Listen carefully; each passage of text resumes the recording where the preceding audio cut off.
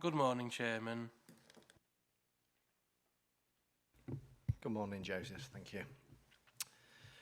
Good morning and welcome to the meeting of the Adult Care and Public Health Scrutiny Committee. I am Councillor Jimmy Brooks, the Chairman of the Adult Care and Public Health Scrutiny Committee. In addition to welcoming all members to the committee and everybody watching online, I'd like to welcome Councillor Steve Clegg, Executive Councillor for Adult Care and Health, and Martin Samuels, Executive Director of Adult Care and Community Wellbeing.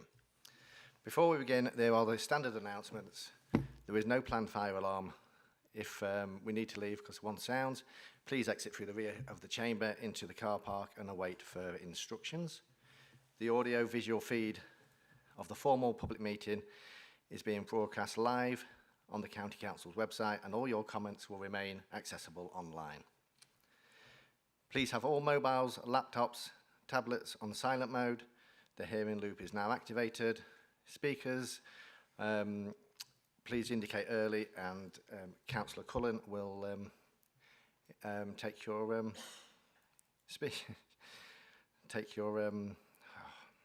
names. Sorry, thank you. It's a good start. We'll now move to the formal agenda. Agenda item 1, apologies for absence. Joseph. Yes, thank you, Chair. We've received apologies from Councillors Lee and Councillor Redfern, and Councillor Rowe will be replacing Councillor Cook for this meeting only. Thank you, Joseph. Agenda item 2, declarations of members' interests. Do we have any members wish to declare an interest? No, thank you very much.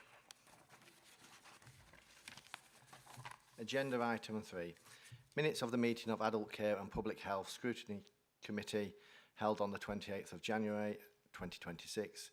This item is to approve and sign the minutes of the last meeting as a correct record. Please turn to pages 5 to 14 of the agenda pack. Do I have a proposer? Councillor Cullen. Do I have a seconder? Councillor Bean. Thank you. Can we all have a vote, please? All in favour, please show. Thank you. Anybody against? Any abstentions? Just one. Thank you very much. That is carried. They are agreed as a correct record.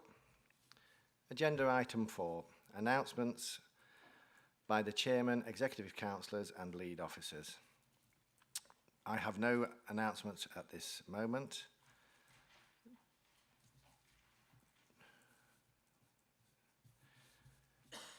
We are changing the order, hopefully, of the agenda due to the availability of the Executive Director of Adult Care and Community Wellbeing. We are looking at changing it to 987. I would like to propose that we reverse the running order of the agenda so that the items be considered in the following order. Item 5, resident care and resident with nursing care usual cost. Agenda item 9, followed by agenda item 8, item 7, and then item 6. Do I have a proposer? Councillor Cullen, thank you very much. Do I have a seconder? Councillor Litchfield. Could I have a show of hands in favour, please? Thank you. Any against? Any abstentions? No worries. Thank you very much. That is carried. Thank you very much. Moving on, Executive Council announcements. Are there any announcements from Executive Councillor for Adult Care and Health? Councillor Steve Clegg? None, thank you, Chairman. Thank you, Councillor Clegg. Do we have any announcements from Martin Samuels? So thank you, Chair. Two things. First is just to express my thanks to the committee for agreeing to shuffle around the agenda due to my availability. My apologies, I do need to leave at 12 noon. Hope we'll be able to get those items done that I'm leading on in that time. Second announcement, members of the committee will be aware that every meeting I give you an update on where we are with the Care Quality Commission, the CQC inspection. I have to say that I have not received the draft report from our inspection yet. Because I have not received it today, it therefore means that due to the factual accuracy checking process, it is now no longer possible for that report to be published before the pre-election period starts in 4 weeks' time. CQC has said they will not be publishing any reports nationally during the pre-election period, regardless of whether the area they are reporting on is subject to elections or not, and therefore the earliest that the report can be published is therefore early in May. I am still hoping to receive the draft report next week, we'll see, but it does mean that it won't be in the public domain until sometime in May. Thank you very much, Martin. Do we have any members wishing to ask any questions on the announcements only? Councillor Overton. Thank you. On the CQC, can it be sent to us privately on pink papers? Is one question. Secondly, and I guess this might be a bit of an aside, but the CQC declared that the neighbourly practice, which obviously has an impact on adult care, was not compliant and closed it and recently reopened it. Can you say, have you looked at the impact of that on adult care? Can you say anything about it? I'm not exactly sure how many patients per GP they had and if that was the problem. Thank you. So in terms of the draft report, the CQC are very strict that it cannot be shared. Indeed, I'm not supposed to show it beyond myself and my immediate team while it is in draft. I think I'm able to have conversations with members of the committee, but CQC are very strict. It mustn't be shared until it has been published, even in a confidential form. In terms of the GP practice that you referred to, I'll ask Carl to give an update. Thank you. So we are aware that of the circumstances at that practice, and that a new GP practice provider will be stepping in to take over the delivery of general practice to the patient population in that area. The council does have a couple of services contracts for NHS health checks and for emergency hormonal contraception with that practice provider, and we'll be working with the new provider to make sure that we're able to contract and provide continuity of those services for patients in that area. Can I just come back? Thank you for that. That's very helpful. The thing that I am concerned about also is the population per GP. And I'd be interested if we could just make sure that they are able to provide the contracts, because they're only two listed, and I'm not sure that they're both functional fully, 100% full time. So anyway, if we could just have a look at it. Thank you. Absolutely. Thank you. Do we have any more questions? No. Thank you very much. Thank you. We now will move on to agenda item 5. Agenda item 5, residential care and residential with nursing care costs.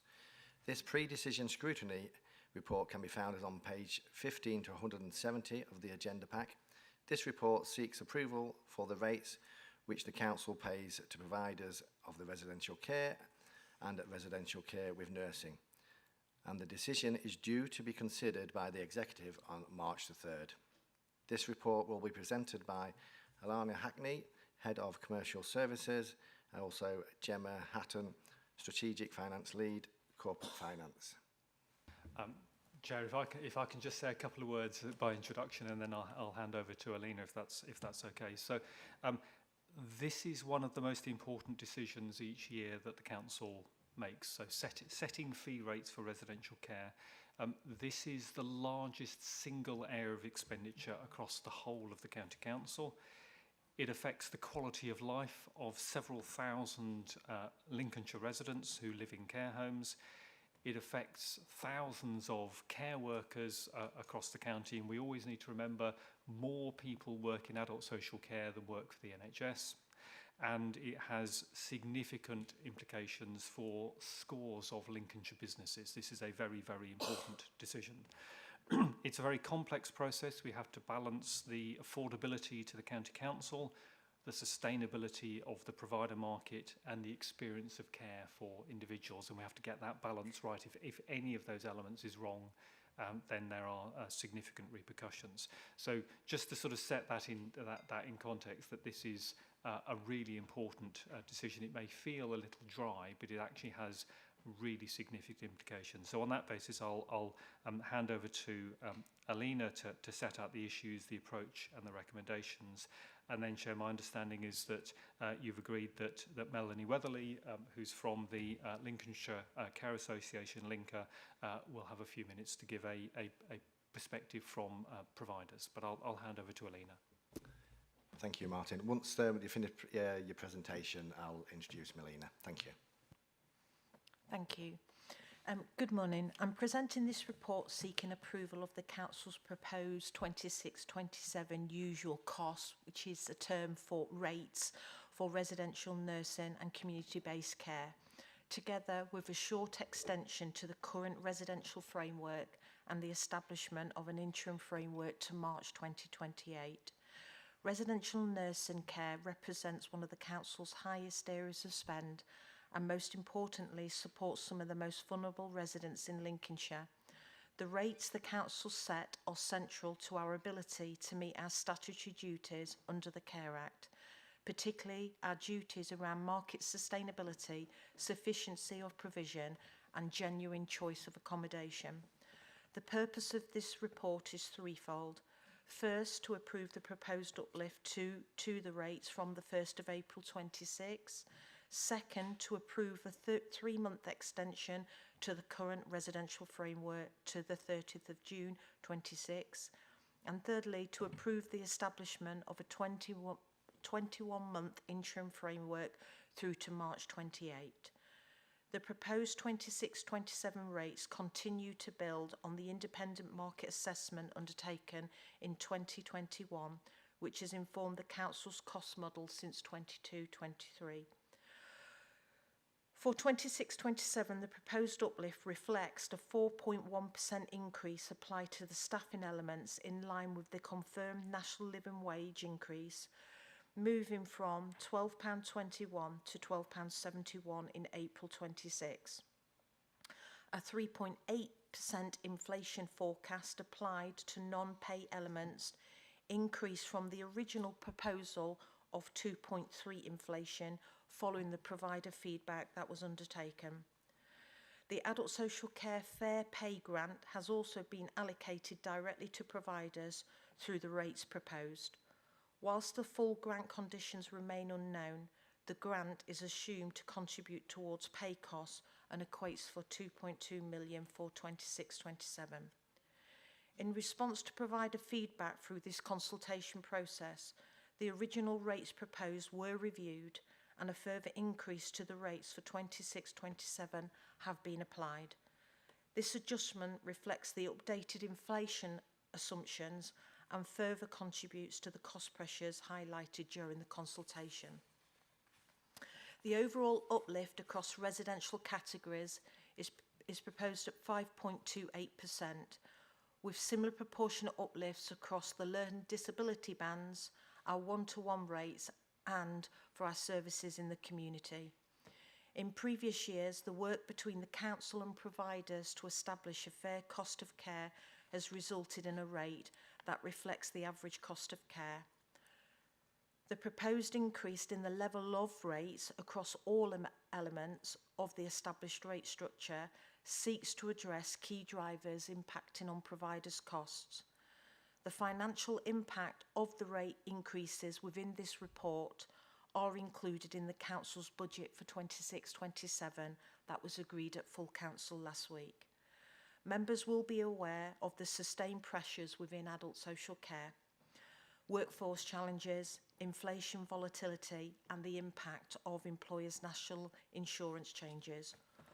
Whilst national funding does not compensate local authorities for those national insurance changes in commission services, we are proposing to replace last year's target mitigation scheme with a broader hardship process.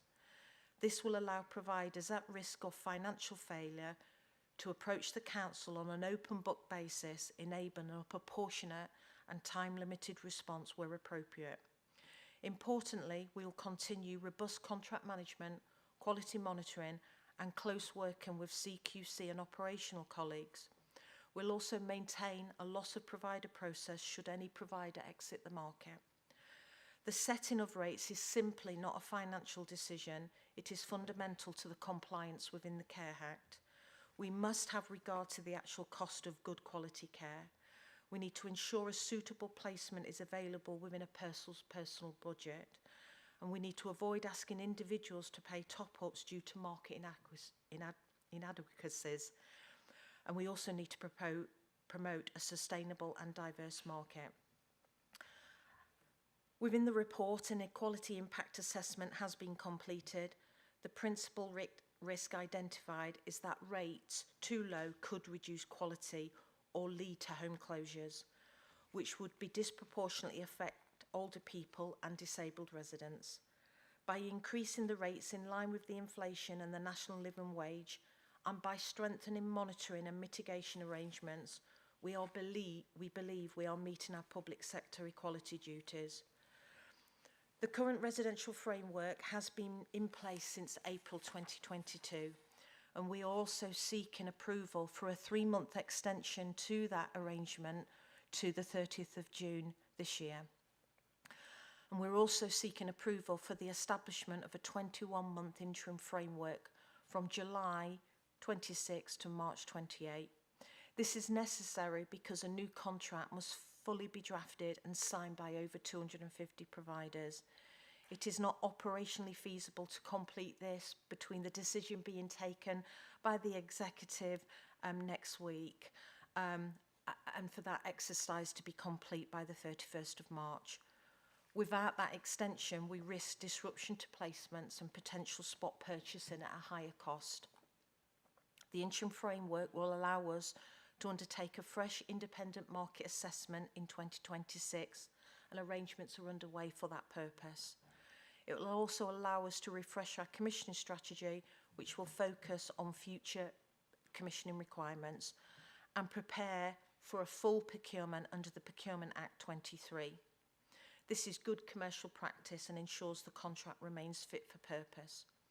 In summary, the proposed 26-27 rates reflect updated inflation assumptions, national living wage increases, and the direct market feedback that was also in the report. They're designed to support provider sustainability, protect the quality of care, maintain choice of residents, and ensure compliance with our strategy duties.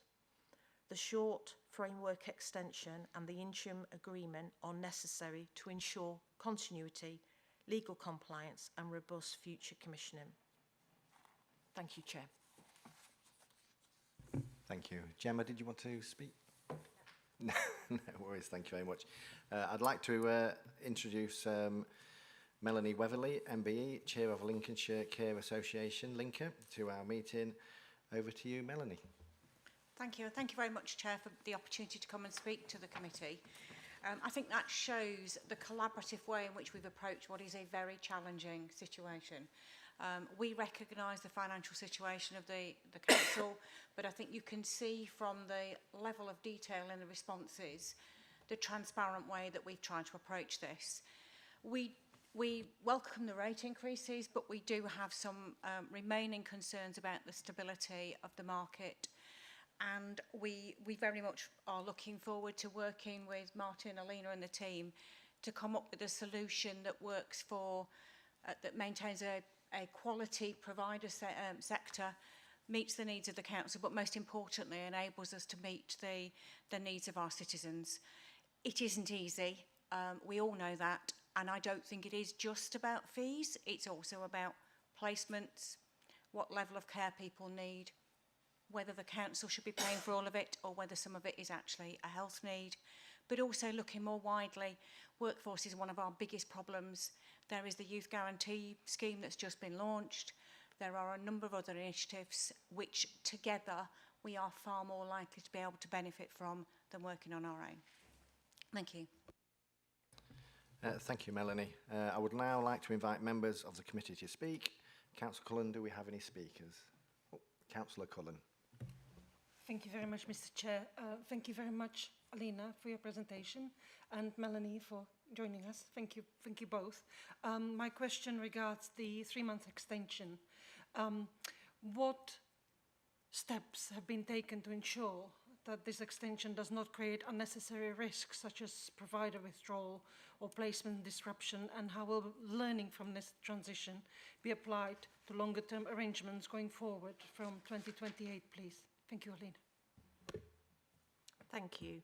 The primary purpose of the recommended extension is to mitigate the risk to the disruption to those placements. So the process of executing contracts is such a large provider market by its nature, and it's time consuming in terms to complete that exercise by the end of the month.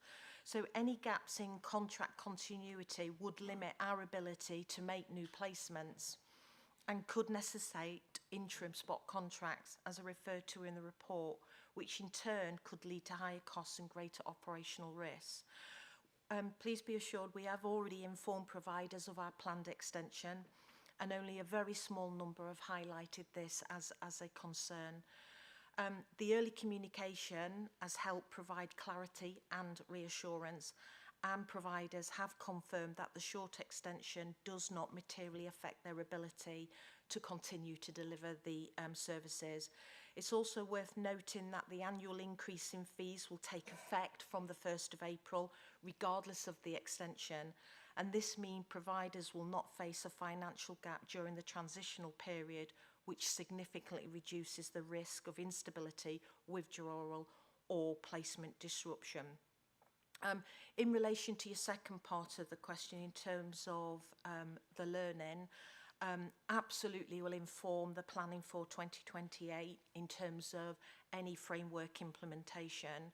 The work is already underway and in development in terms of the future commissioning work, and it's also important to note that the 2028 framework is planned to be procured following a tender process, so there will be a tight programme in place to allow that to happen effectively and to be in place for 1st of April 2028. Thank you. That's very reassuring to hear. Thank you. Melanie, you wanted to add? Thank you. Yes, Chair, I think the extension did cause some concern in the market, as does the idea of a 21-month interim contract, which we've never done before. But I think,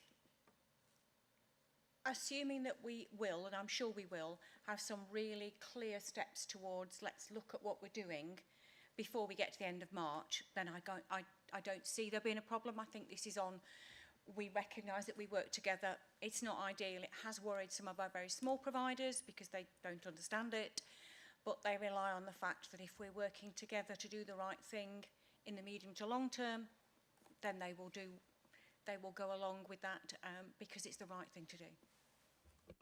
Thank you both. Thank you very much. Thank you for that. Councillor Woolley. Thank you, Chairman. First is a comment, and then if I may follow that with a question, stretch it out. The tables on page 24 and 25, as I say, this is a comment. It's only a small thing, but if I was a member of the public, I wouldn't know whether these rates were per week, per month, per hour, per day. So if you could, apart from table 5, and I'm sure you're going to tell me that buried in the narrative somewhere, it does explain that. But I really think that when we're putting tables out, just for ease, it would be quite helpful. So that's that one. Don't expect an answer for it, but it's just an observation. The bit that I would like to explore, though, is this business of the Fair Pay grant. Now, from what I've read, this implies that this is for this coming financial year, 26-27. So questions are around, do we know if we're going to get that in subsequent future years? Do we know if it's attached with inflation? Do we know, does it cover everything that we need to, or is that just an element of it and we're going to have to continue putting up the county council's portion as well as inflation busting whatever measures.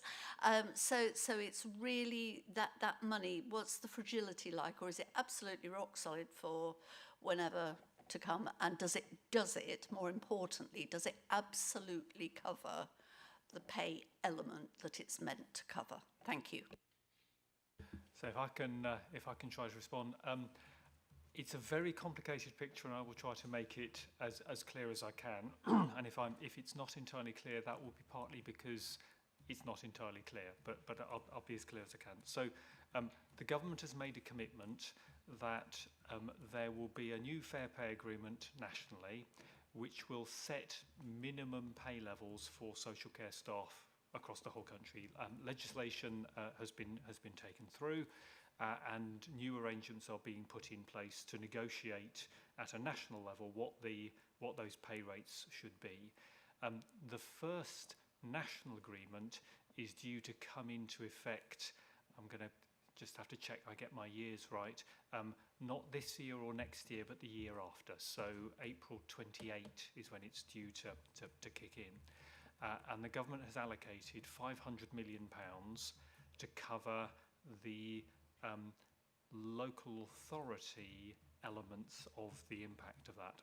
They are clear that the Fair Pay Agreement will cost significantly more than that, but the intention is that the 500 million that's been put aside will cover the local authority element of that. The NHS will have to pay money as well, because of course the NHS commissions care through continuing healthcare and the like, and of course self-funders will also be affected by this, and they will have to pick up the cost. So the total cost will be significantly more than 500 million, but 500 million has been set aside by the government as part of the spending review to cover the local authority costs, and that money is there, it's fixed, it's guaranteed. And my understanding is that the remit which will be given to the body that will negotiate that rate is that they have to live within the funding that government has made available. So it shouldn't have an impact on local authorities. Do you want to come in there, and then I can carry? I'm coming in at some point, but yes, now would be, thank you, Martin, and through you, Chair. But it was a point that you've just made that's made me jump in. Does that run the risk, if the money is only for the local authority element? Two things. One, does that run the risk of destabilising the market? Because obviously if rates can be more generous rates can be given elsewhere, i.e. through the NHS. Have we got a bit of an issue there? And also, the local authority part of it, what happens for those people who are not employed by the local authority? Or is it going to be, I suppose, a long-winded way of saying, will it be a level playing field from a pay side of things right across the sector? Thank you.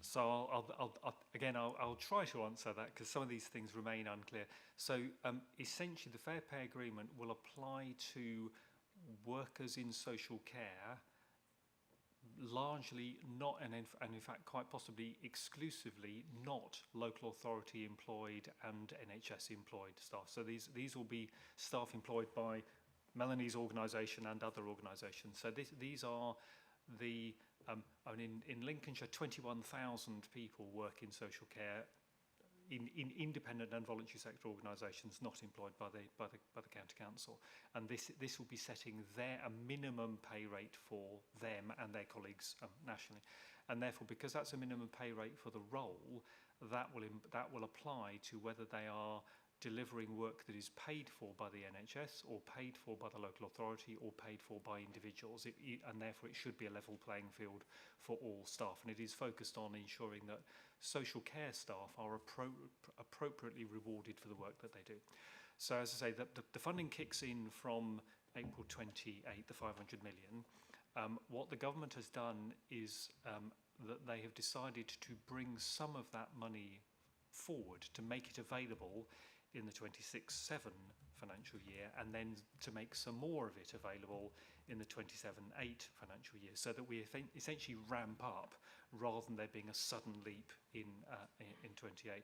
So on that basis, Lincolnshire's share is the 2.2 million that Alina was referring to, and I think we can be as confident as we can be of any government expenditure that that funding is now baked into the baseline, and that we will get both that 2.2 million consistently in future, and then I think I'm right in saying that essentially the intention is we get it in thirds. So we'll get this 2.2 will get baked into the baseline for next year. We'll then get another 2.2, probably uplifted for inflation, for the 27-8 financial year, and therefore the Lincolnshire's share of the 500 million will be about 6.6 million.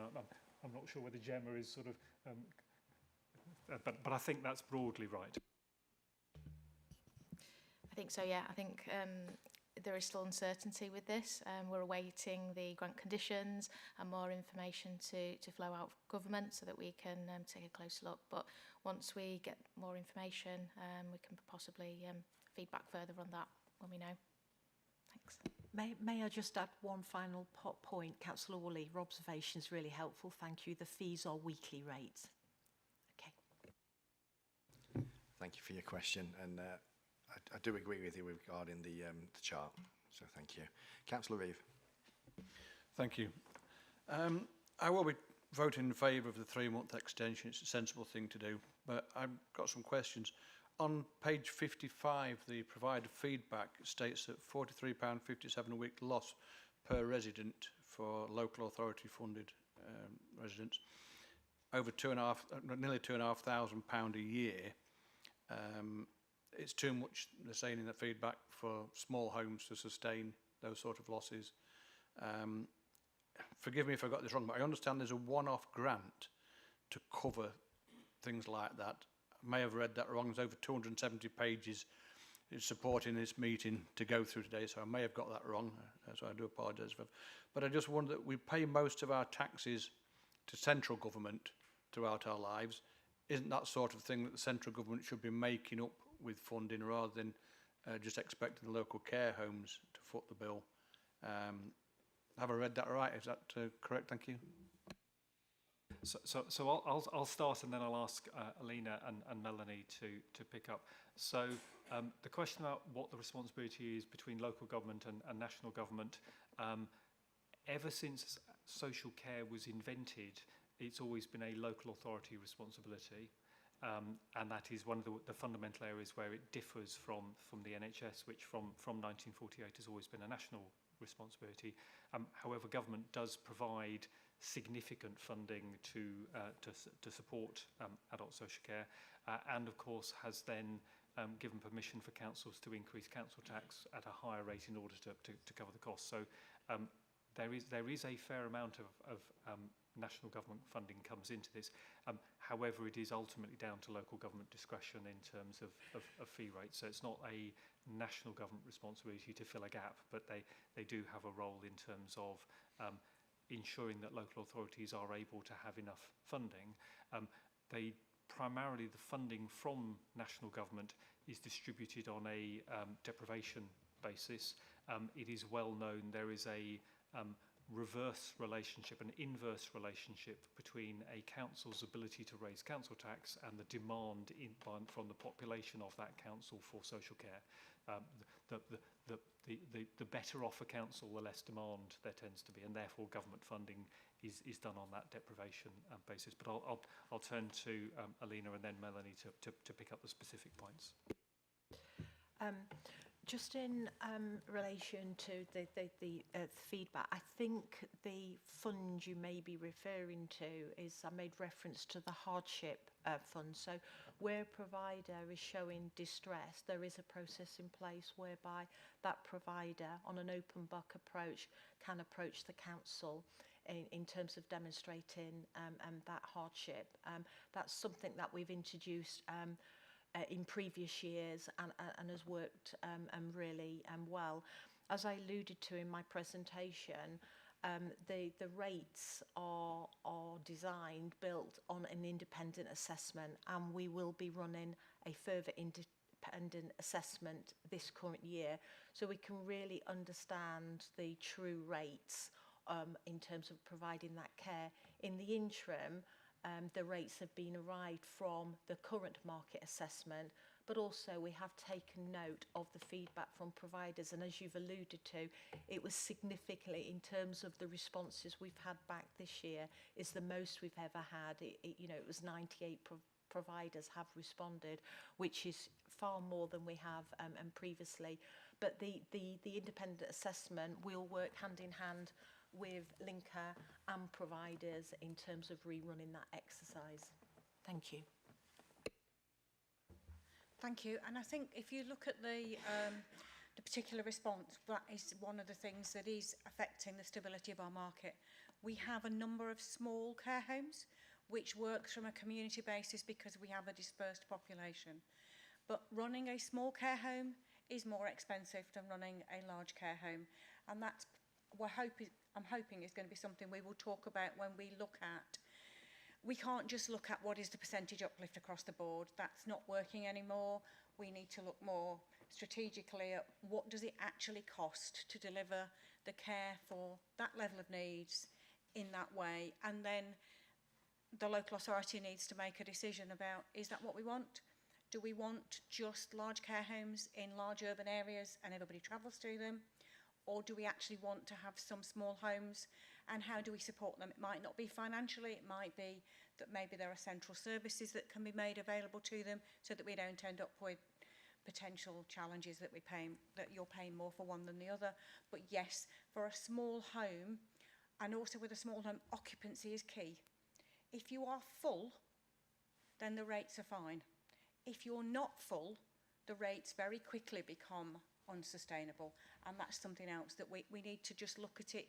We need to take a deep breath and look back and say, how do we make sure that we don't have either provider failure or inadequate quality of care, which none of us want, and I don't think Martin and Alina want that any more than my members do. Thanks. No, and just to add, in terms of our contract management processes, we monitor things like vacancies. We track issues around financial viability. So there are safety nets in place for us to really understand the level of risk in all parts of the county. Thank you very much. Thank you. Councillor Overton. Thank you. Thank you very much. And I can see how complicated this is to come up with the right figure. There were two comments I picked up. One was the 43, which has just been mentioned, loss of £43 a week per person, per council resident of a home. But the other one was a minimum of 1,200 that they needed per week for residents was also mentioned. Then looking at table 4, I don't know how that connects. So have you fulfilled those requirements? You know, taking into account what you've now got, how would that work out? So I think I'd just be interested, and also I'd like to pick up the point that was made by Melanie about size of homes. You know, we've looked at size of schools, for example, and small schools, again, are more expensive than bigger schools to run per pupil, and yet they have such an important role to play in our communities. So I think the one system we might consider in the future is how much as a basic sum, and then so much extra per head. And that's actually what we used to do in the old days, how much is paid from government to us. Sorry about that, I'm going to have to fix that. Thank you. I'll start, and I think Martin and Jem will come in on the rate-specific question. The reason for seeking a 21-month contract, as Melanie said, that is very unusual for us to do that. However, it's not sustainable to commission for a longer term on a longer term arrangements for the reason that Melanie is referring to. There needs to be a systematic approach and review of the current arrangements, and that work has already started. So looking at what our commissioning requirements are, what we want, where we want it, how much of that we want. We need to look at the different type of accommodation and support. And really importantly, we need to work with the sector in that design as well. So that's the reason for a shorter term contract, to allow us to do this fundamental service review of what the requirements are in the future. And obviously that will take on board those differences between the sizes of organisations, from those small local medium enterprises to the larger organisation. It's a mix that we actually need, but absolutely recognise that that work needs to be undertaken, that independent assessment needs to be concluded in order to put a longer term arrangement in place. I'm going to pass to Gemma now. Thank you. So just in response to the actual figures that you picked out there, so the 1,200 compared to what's actually in the table. So what I'll do in order to answer that is to just talk you through how we actually calculate the those figures. So in sort of headline terms, how that's constructed. So if that might actually help answer this. So the rate construct that we model is made up of salary and non-salary elements. And obviously national living wage is applied to the salary element, inflation is applied to the non-salary side of things. As we've said, I think in other statements, we're continuing to apply the same approach to the model construct that was agreed following previous market assessments. We're following the exact same process that we've followed in previous rounds of rate setting.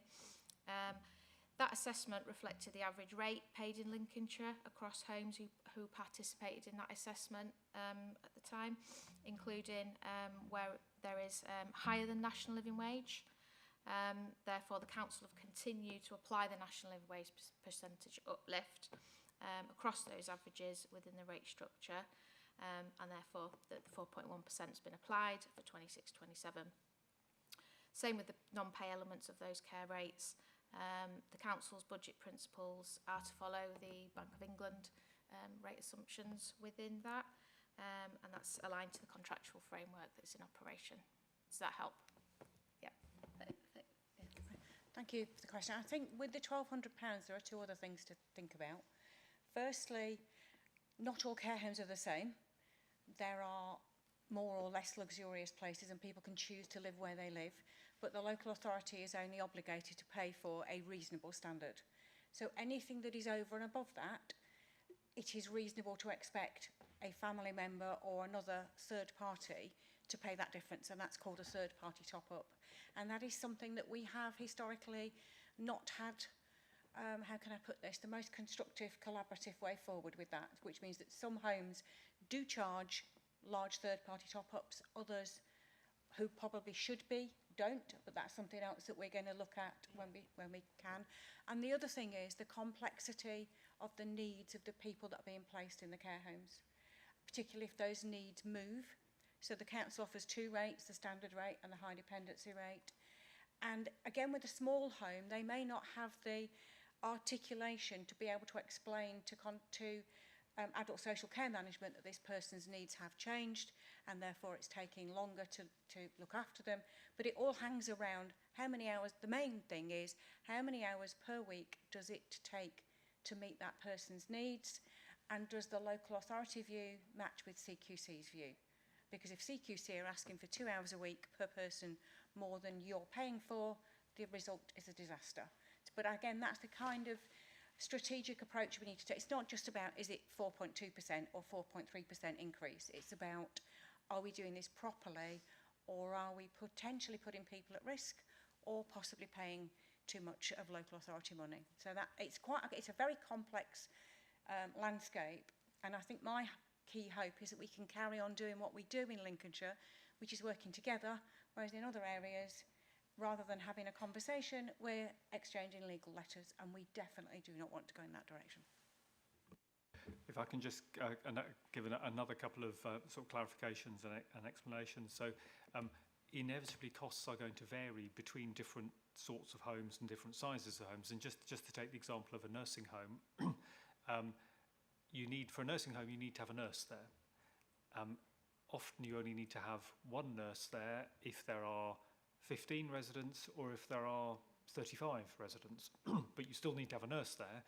and therefore the unit cost per resident of the nurse can be dramatically different, and that's one of the factors that affects size in terms of size of home.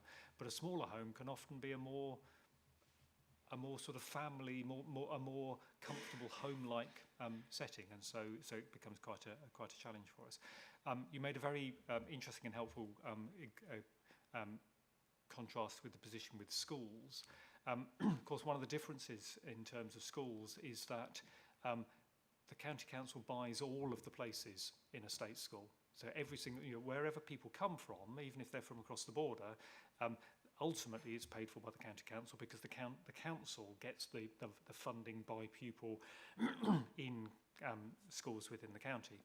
Whereas I doubt if there's a single care home in the county where every single resident is paid for by the county council. There'll be people who are self-funders, there'll be people who are paid for by the NHS, there'll be people who are paid for by other local authorities, and therefore that ability that you can do with the school to say, well, we'll have an amount, effectively we'll fund the school. We have to work on a basis where we're funding the individuals, because we may be responsible for 10% of the people in that particular home, or we may be responsible for 90% of the people in that home, and that can vary because the rate at which people come and go in care homes, particularly older people's care homes, can be quite high. And when you recognise there are over 270 care homes across the county, the complexity of the arrangements are tricky. But one of the things we'll be looking at for the new contract from April 28 will be, are there things that we could do that would get us more into a sort of block arrangement? It's a really tricky area, but there are definite benefits from it, so we'll be looking to the extent to which that might be possible. Thank you very much. Is there any more questions before I move on? Councillor Woolley. Can I just very quickly pick you up, Martin, on what you said about there are 200 and, did you say 80-odd care homes across the county? Well, whatever. Do we work to rates for the care home or for the care home provider? Because the two aren't the same, are they? We've got providers with more than one home. Thank you. Okay. We have providers who have a number of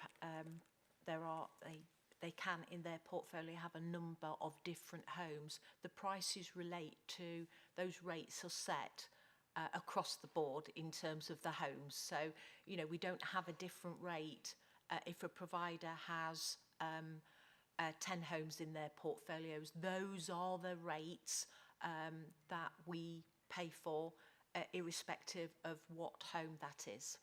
Okay? Thank you for your comments and questions.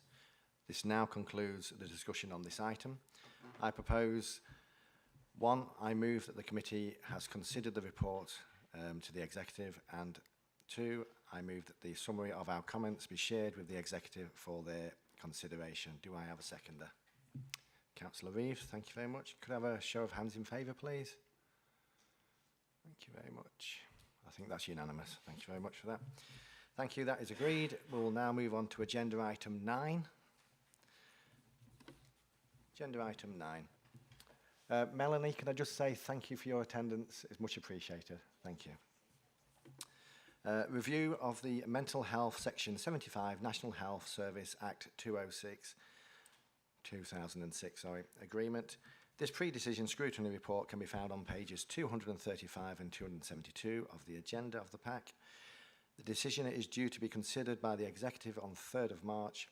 This report will be presented by Martin Samuels. Martin, please. Thank you, Chair. So, for many years, and when I say many years, I think it's well over 20 years now, the County Council has delegated responsibility for the adult social care aspects of care for working age adults with mental health issues to the Lincolnshire Partnership Foundation Trust. There is a clear logic for doing that. People who have who are eligible for adult social care in that cohort are generally also under active NHS care for their mental illness, and therefore the logic of a delegated integrated approach implies that by bringing social care teams and healthcare teams together, the individual should receive a more integrated approach. And indeed, at the point that the arrangement was set up in Lincolnshire, that was very much the logic that was being applied nationally, and most parts of the country entered into this sort of relationship during the early 2000s, and indeed in both when I was in the NHS before I joined local government and once I joined local government, I've been involved in setting up a number of these sorts of schemes in different parts of the country at that time. The saying that in theory there's no difference between theory and in practice, and in practice there is. And so what we have found in practice is that adult social care and healthcare are different things. That adult social care is based on a social model, which is essentially about enabling an individual to live a good quality life in society, and the NHS operates a medical model which is essentially about treating the individual, mending the individual. Those are both really, really important approaches, but they are not the same approach. They are quite different. One focuses on the individual in society, the other focuses directly on the individual. So as we've been looking at this, it's clear that LPFT has been delivering a good service in the extent that it's been requested to, but they have clearly, as a healthcare organisation, found it increasingly difficult to keep up with developments in adult social care, and therefore the service has increasingly become a medical model healthcare service rather than being an integrated healthcare and adult social care service. And I should say, in saying that, I'm not intending in any way to be critical of LPFT. They are a really good organisation. They have been working really hard on this, but it is quite difficult for an organisation which is fundamentally set up with a particular culture to work in a way which is very different from that culture. And so it has been clear that they have increasingly struggled with this. And again, that reflects a position nationally. So having been involved, as I said, 20 odd years ago in setting up a number of these arrangements, over the last decade or so, I've been involved in several parts of the country in disestablishing a number of these arrangements. And indeed, we're now in a position where there are not many of this kind of arrangements still left nationally for the reasons that I've just gone through. So currently, the arrangement is, as you said when you introduced the item, Chair, under Section 75 of the NHS Act 2006, which allows health and social care organisations to delegate to each other undertaking of their statutory tasks. So in effect, we have a contract between LCC and LPFT for LPFT to undertake our statutory responsibilities. They remain the council's statutory responsibilities. We can delegate the function, but we can't delegate the accountability. That agreement is currently due to expire at the end of March 2027, but part of the agreement is that we should give each other at least a year's notice before that date as to what our intention is for going forward. So we're in a position at the moment where there are about 50 staff who are paid for. They are LPFT staff. They're not council staff on secondment. They are employed by LPFT.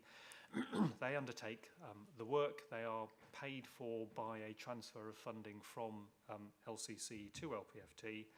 The placement decisions that they make are then enacted by LCC and are paid for by LCC. So the placements budget still sits with the County Council.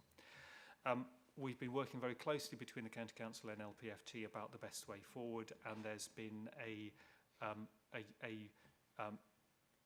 mutual agreement that actually, for all of the factors that I've outlined, that it's better to bring that agreement to a close.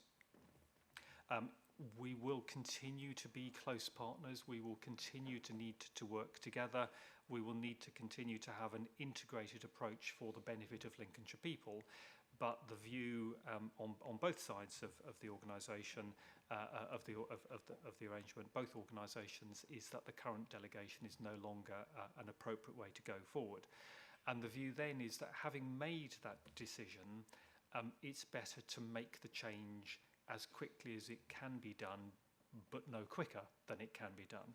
And on that basis, the recommendation is that we should be drawing the arrangement to a close by mutual agreement on the 30th of June this year. The staff would then transfer by a 2P process into LCC, and LCC would then take on the delivery of the function from the 1st of July. The County Council is well used to this kind of transfer. We have done it a number of times over the last several years with significantly larger numbers of staff. We've done it several times with NHS staff, so we really know how to do this. There are groups in place now that are working on all of the payroll details, the IT details, the employment contracts, the car lease arrangements, the parking arrangements, so, you know, all of the multiplicity of arrangements. We are well familiar with doing that, and there are staff working on that now. Last couple of things to say. This is not a cost-saving measure. We are not looking at the budget that we pay LPFT and seeking to significantly reduce that amount of money that is spent when the service comes back into LCC, though of course we will be looking to see to make sure that it is cost efficient and well managed, and if there is scope appropriately to make management savings, then we will, but you know, that is not the aim of the exercise. The aim is to ensure that we have strength-based, person-centred adult social care, which fits with the strategy for adult social care that was recently signed off by the executive, about maximising people's independence, thereby reducing need and thereby reducing pressure on the County Council's budget. And it is believed that through that approach, we will therefore be able to make savings, but it'll be by making sure that people get the care that they need, rather than by reducing the number of staff who are overseeing that care. So we think that essentially the impact of modern social work practice by integrating the what is currently LPFT service into the expert social work organisations that I have within my directorate, that we will improve the quality of care and thereby will reduce the cost in terms of placement costs, rather than seeking to make a managerial saving. So I'll leave it there. Thank you for that introduction, Martin. I would now like to invite members of the committee to speak on this item. Councillor Clun, do we have any speakers? Councillor Woolley.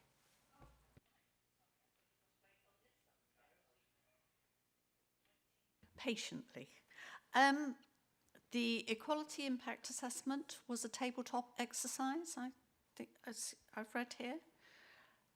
So, which makes me quite nervous from the point of view of we haven't actually really investigated thoroughly the implications with the individuals that will most be affected. And of course, they are some of our most vulnerable members of this county. And particularly on the potential negative impacts, when it's saying that, you know, timeliness of assessments may be impacted, and inconsistent sensitivity even regarding training and possible short-term disruption, So, and that's great in one sense, that it's been, even if it was a tabletop exercise, that it was, it highlighted the or some of the negatives. But I do wonder why it was done, especially with it being so established for such a long period of time, whether there wasn't a bit more of a thorough investigation done with those that will be affected. Thank you. So there's a very, very good point. So a couple of things on that. The intention is to transfer the service as is. So the staff in LPFT operate as a standalone team. So we're not pulling people out of a number of different teams and creating a team in LCC. At present, they are a standalone team in LPFT, and we will be taking that whole team and moving it as a single whole team into LCC. So there should be, from the perspective of people who draw on the service, there should be absolutely no change between the 30th of June and the 1st of July. The aim then is that we will redesign the service, drawing on the social care expertise that I've got in the Directorate, and which LPFT don't have because they are a healthcare organisation. So I'm not in any way intending to be critical of LPFT, but they are a healthcare organisation that is trying to do social work. We are a social work organisation that will be doing social work, and it is very clear from the work that we've been doing with LPFT that they have come some distance away from what modern social work looks like, just over the course of years. As I say, that's not in any way meant as a criticism of LPFT. And so therefore, from the transfer itself, there should be no impact on people who join the service. But I'm confident that through us then integrating that into modern social work practice, members of the public will see an improvement in their service. And that is the whole point of this exercise, that we have looked at the service they're getting now, and we can say that's not what modern social work looks like, and therefore it is not delivering as good an outcome for people as it should do, and it is costing LCC more than it should do. But so I think so. I absolutely understand your concerns, but I think I'm really clear that I think this will definitely see an improvement for individuals.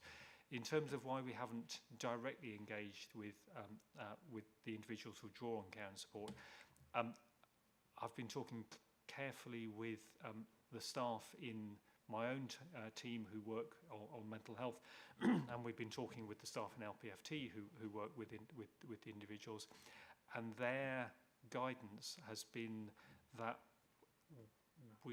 given that these are individuals with mental health issues, we need to tread really carefully so that we are not generating concern or anxiety in them about change. So a very carefully managed, controlled process where we listen to them, and certainly the redesign that we will do will be an engaged process with people who draw on care and support.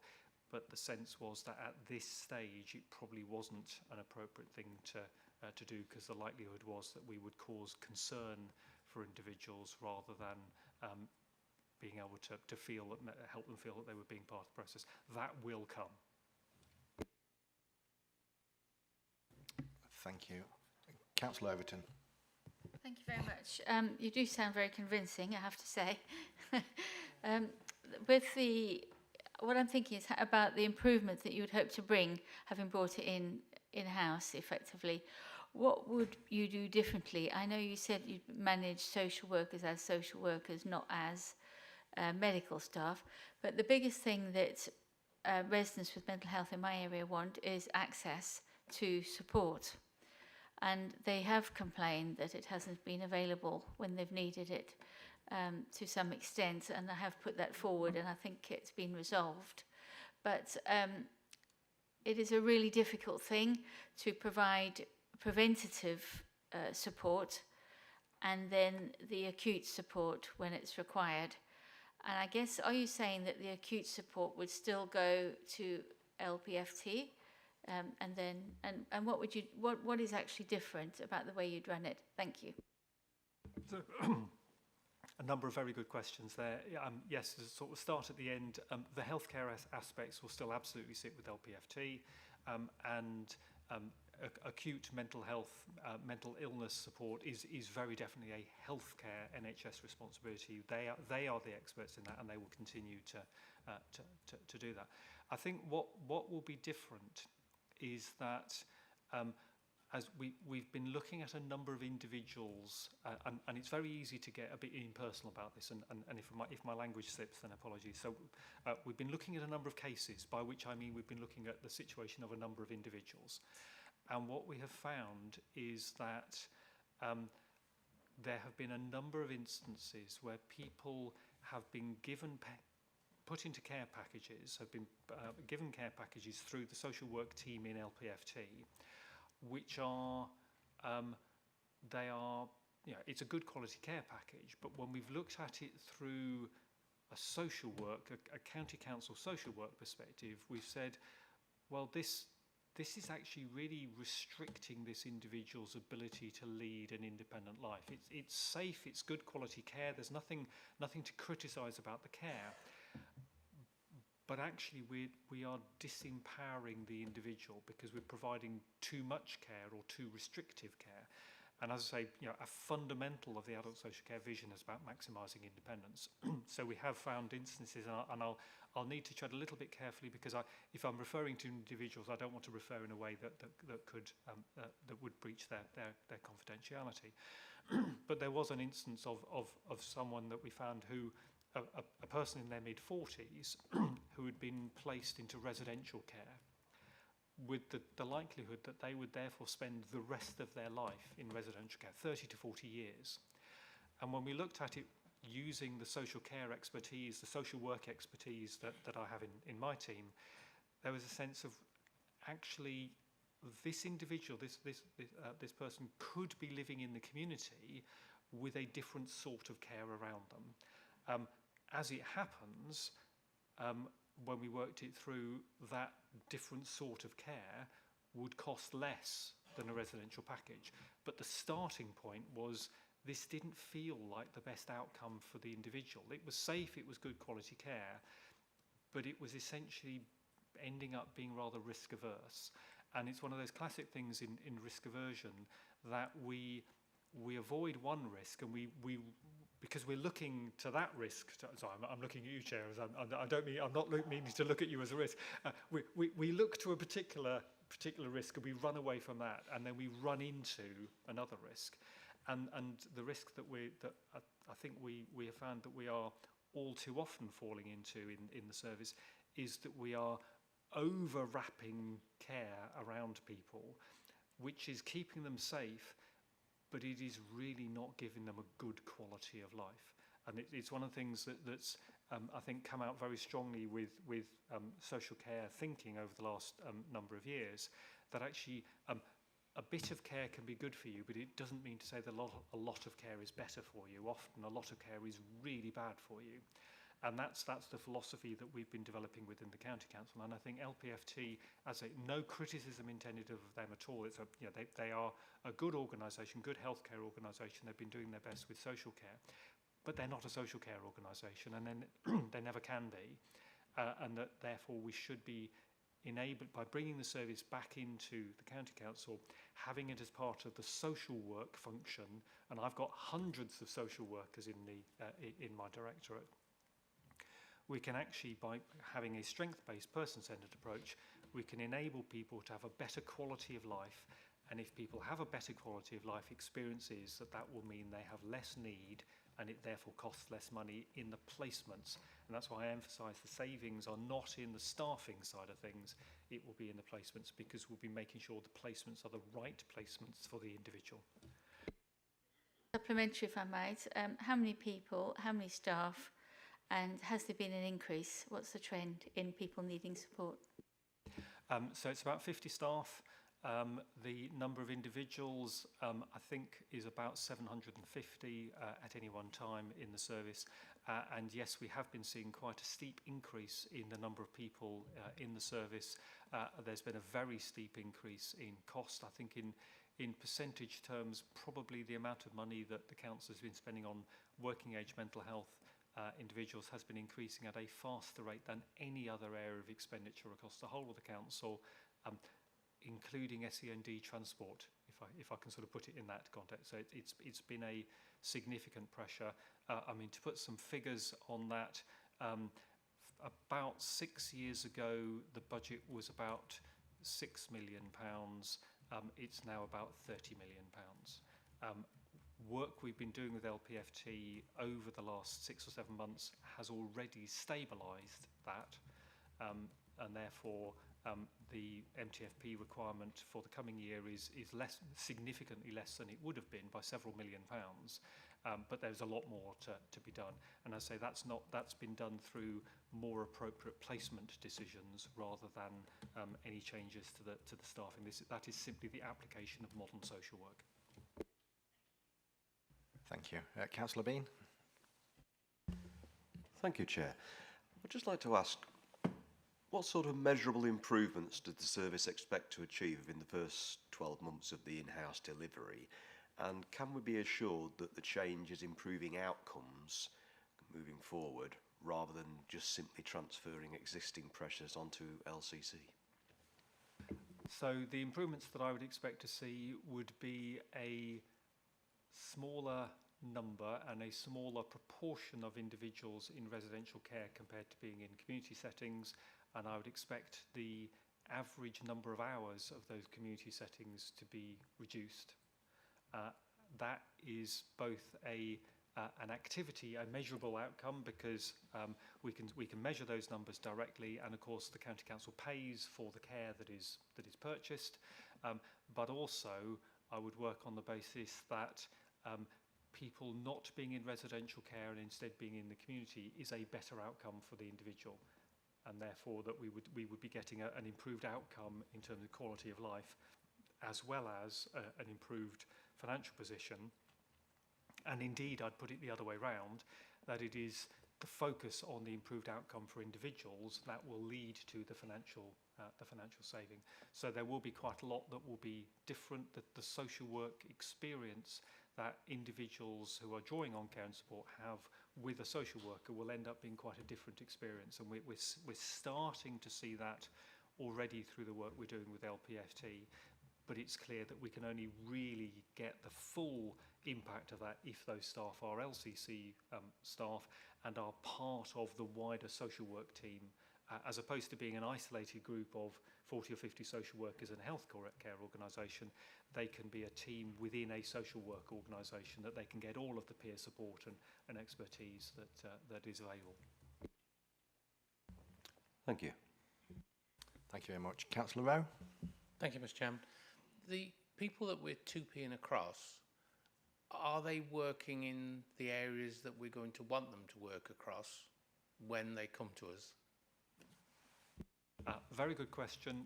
Yes, these are the operational staff. So we, because of the way that TUPE works, and of course we always have to remember TUPE is the entitlement of the individual rather than the organisation, but the way that TUPE works is that you have to be doing at least 50% of your role to be within the TUPE fence, and that effectively only covers the operational staff who are delivering the function. There will be arms and legs, as it were, of finance people and property people and HR people in LPFT. They will not be transferring over to LCC because it's only arms and legs and the like. It is effectively the operational staff. Those are the staff that we need. There will be a process where we will be revising the way in which they work. One of the things we'll be looking at is we don't want to take an isolated team and make it an isolated team in LCC, so they will be being connected to other social work teams in the county council. That inevitably will have an impact on exactly what their roles are, but they will be social work roles. They'll be working in social work teams. I would argue that it in fact will offer significant career advantage to them, because instead of being social workers in a health organisation, they'll be social workers in a social work organisation. I have a whole career structure and a management structure that social workers can go into, which is quite difficult for social workers to go into in LPFT. So I think that hopefully that gives a clear answer. Thank you very much. I take it there's no more questions. Thank you for your questions and comments. That now concludes the discussion on this item. I propose that the committee has considered the report to the executive, and that I move that the summary of our comments be shared with the executive for their consideration. Do I have a seconder?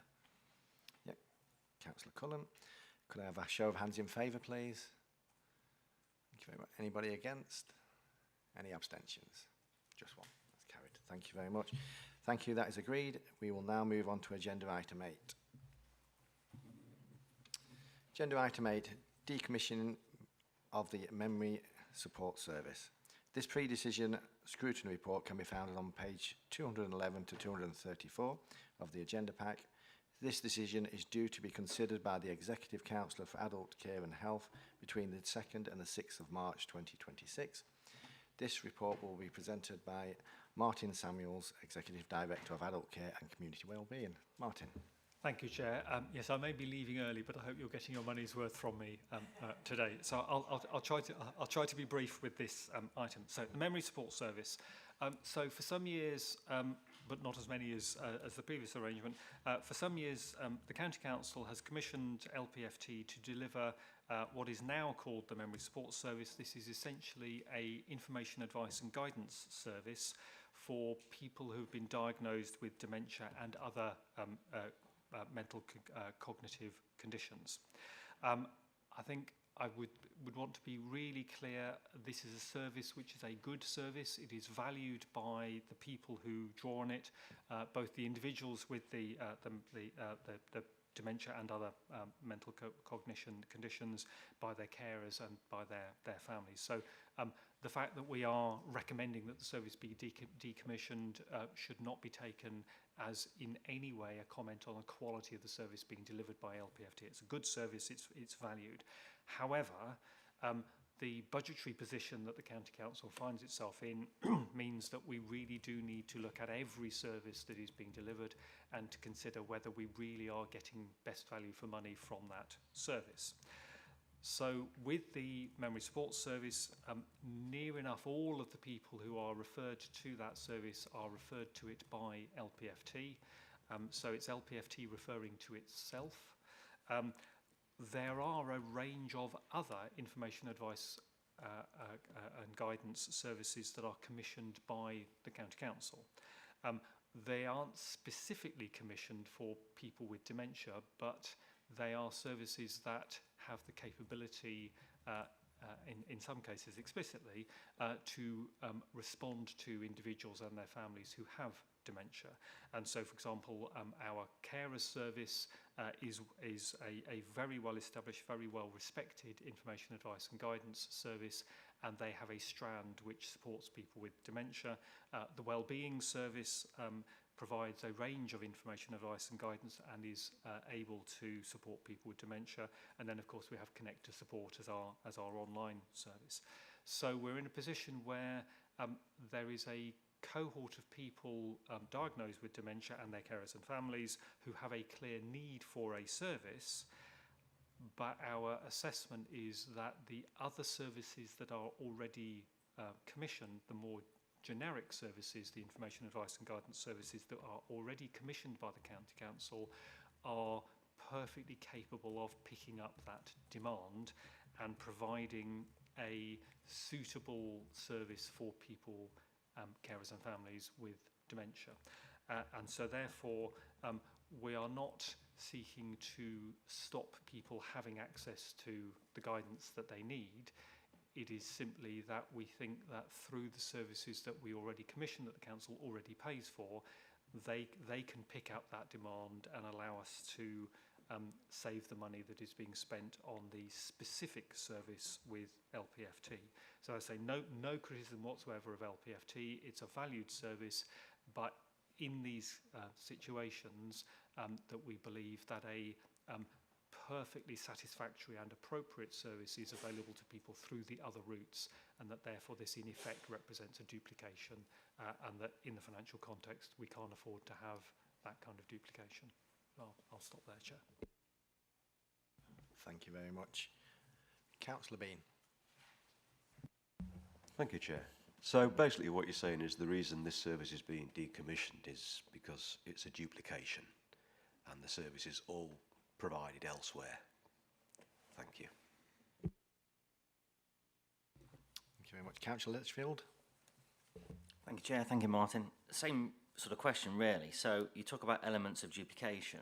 Could you just elaborate on what they are, and where we're not duplicating, is there any risk that the support offering is reduced or there are gaps in that support offering?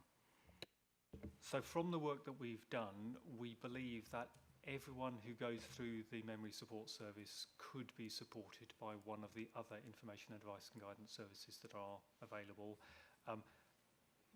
Those are not specific dementia services, but our analysis is that we believe that they would be perfectly capable of providing the information, advice and guidance that is required for people in that situation. So it's from the user's perspective, I can see that using a service which is specifically for people with dementia, I can see there would be a reassurance and a confidence in that.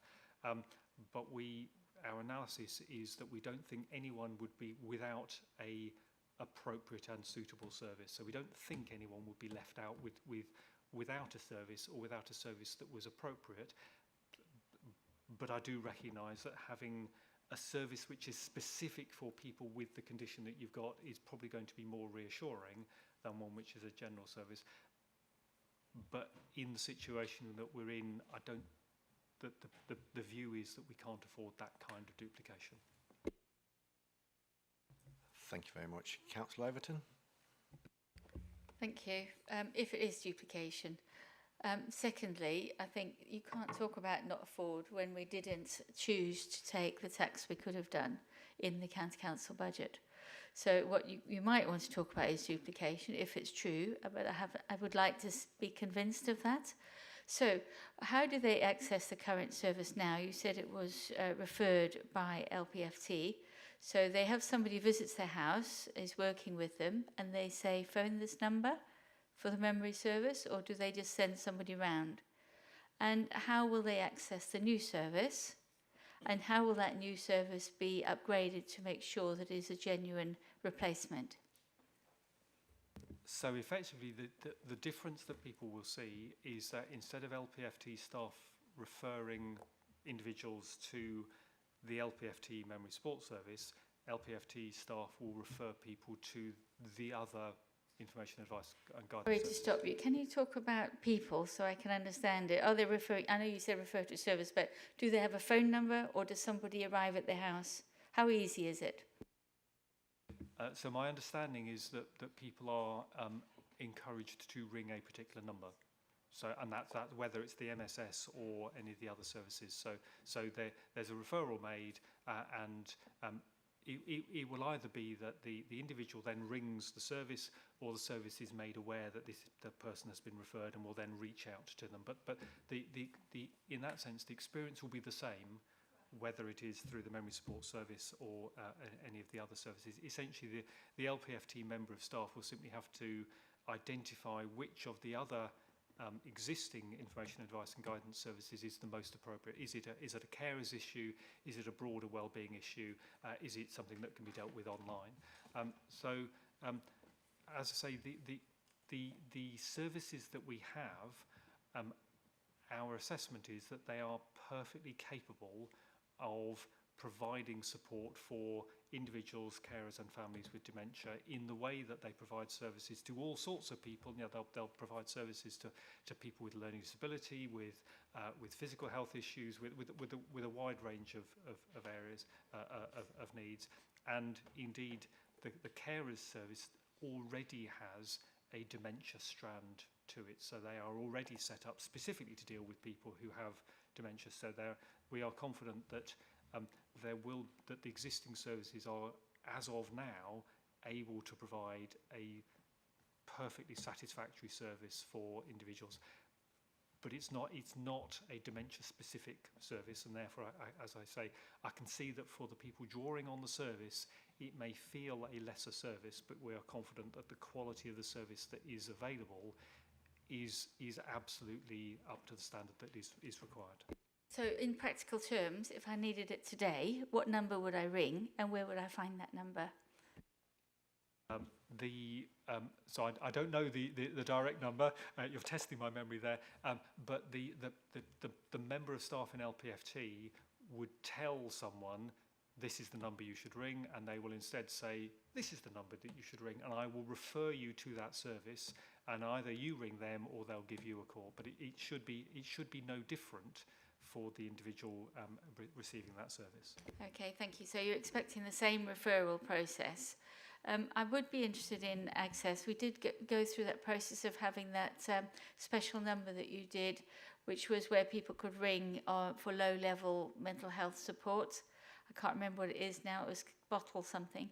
But, you know, these things can come and go. And I think when you're trying to deal with a very complicated issue, it's really helpful if you know who to ring. So I always suggest to people to ring that 155 number, 0782, for Lincoln, that ends 155, I think is for adult care. But so I need something that I can tell people, if you're worried, this is what you should do. Something simple, straightforward that they can definitely access. Thank you. Just to be really clear, this isn't about mental health treatment. This is about information advice about where people can go for peer support or that kind of thing. So treatment is an entirely separate issue. I'm just to give you the reassurance. We have been through this process of looking at the service in some considerable detail and look through. So it wasn't a thing that was picked off the shelf as of, oh well, we could do that. I mean, we've taken Councillor Clegg as the lead member through the process. There has been a rigorous contract review and assessment of this, so it's not something that was a last minute thought of, oh well, we could save some money here. It has been rigorously done. Thank you very much. Councillor Reeve. Thank you. Councillor Overton's questions have largely answered the queries I had. I'd just like to add that I think it's good to stand back sometimes, take a look at the big picture and just see how we exactly are delivering services. And I totally agree with your proposals. Thank you. Thank you very much. Councillor Rowe. Thank you, Mr. Chairman. So we're bringing work in-house. Have we looked at how much you're going to have to beef up the support that's already there to handle what's coming in, and what percentage of the savings are going to have to be used to beef up that support?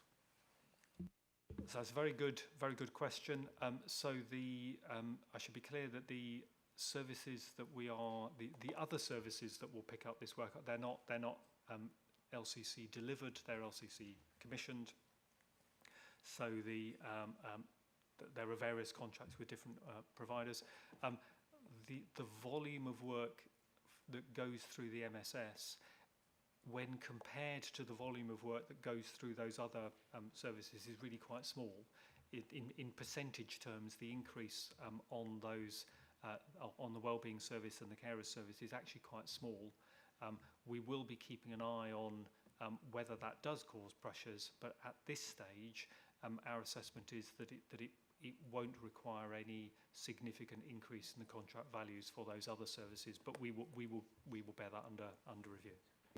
Mr. Chairman, if I could just carry on. So what I hear then is that we're already paying for these services outside anyway, and it doesn't sound like we're going to have to pay any more, which says in my brain that maybe we were paying for more than we needed previously. We believe there's duplication, and we're seeking to reduce the duplication. Thank you. Councillor Woolley. Thank you. First of all, on that note then, what makes you believe that this present service, if there's duplication, why are you automatically assuming that the other services are better than this one that you intend decommissioning? Secondly, again, the impact assessment was a tabletop exercise, and yet apparently 258 people a month, roughly, going through this system. So, my nervousness is around that. Yet again, although we're commissioning a particular bit, it's the ongoing impact that has with residents, and they are the most vulnerable ones. Cost-wise, how much does this service cost at the moment? Because you said in the previous paper this isn't about saving money, and yet I noticed that the top line in one of the appendices is saving money. You've mentioned it again here, and it's just starting to feel that this is all about just trying to get a service of some sort, don't know about the quality, and who's going to lose out could be the resident. So reassurance, please. So absolutely fair challenge. So the memory support service costs about £300,000 a year.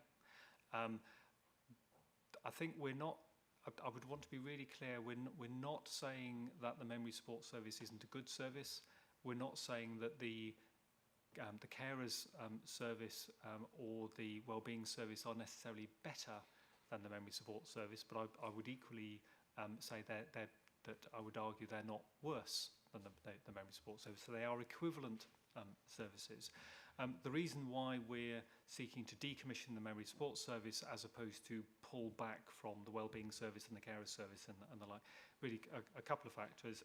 One is both of those services and connected support as well are much larger services. They have significant capacity, significant scale, which allows them to cover a wider number of people, and generally what we found is it's more effective to have larger services that cover a wider number of cohorts rather than a number of siloed services. And also there is just the sheer convenience that we have long-term contracts with those other services which we would want to continue.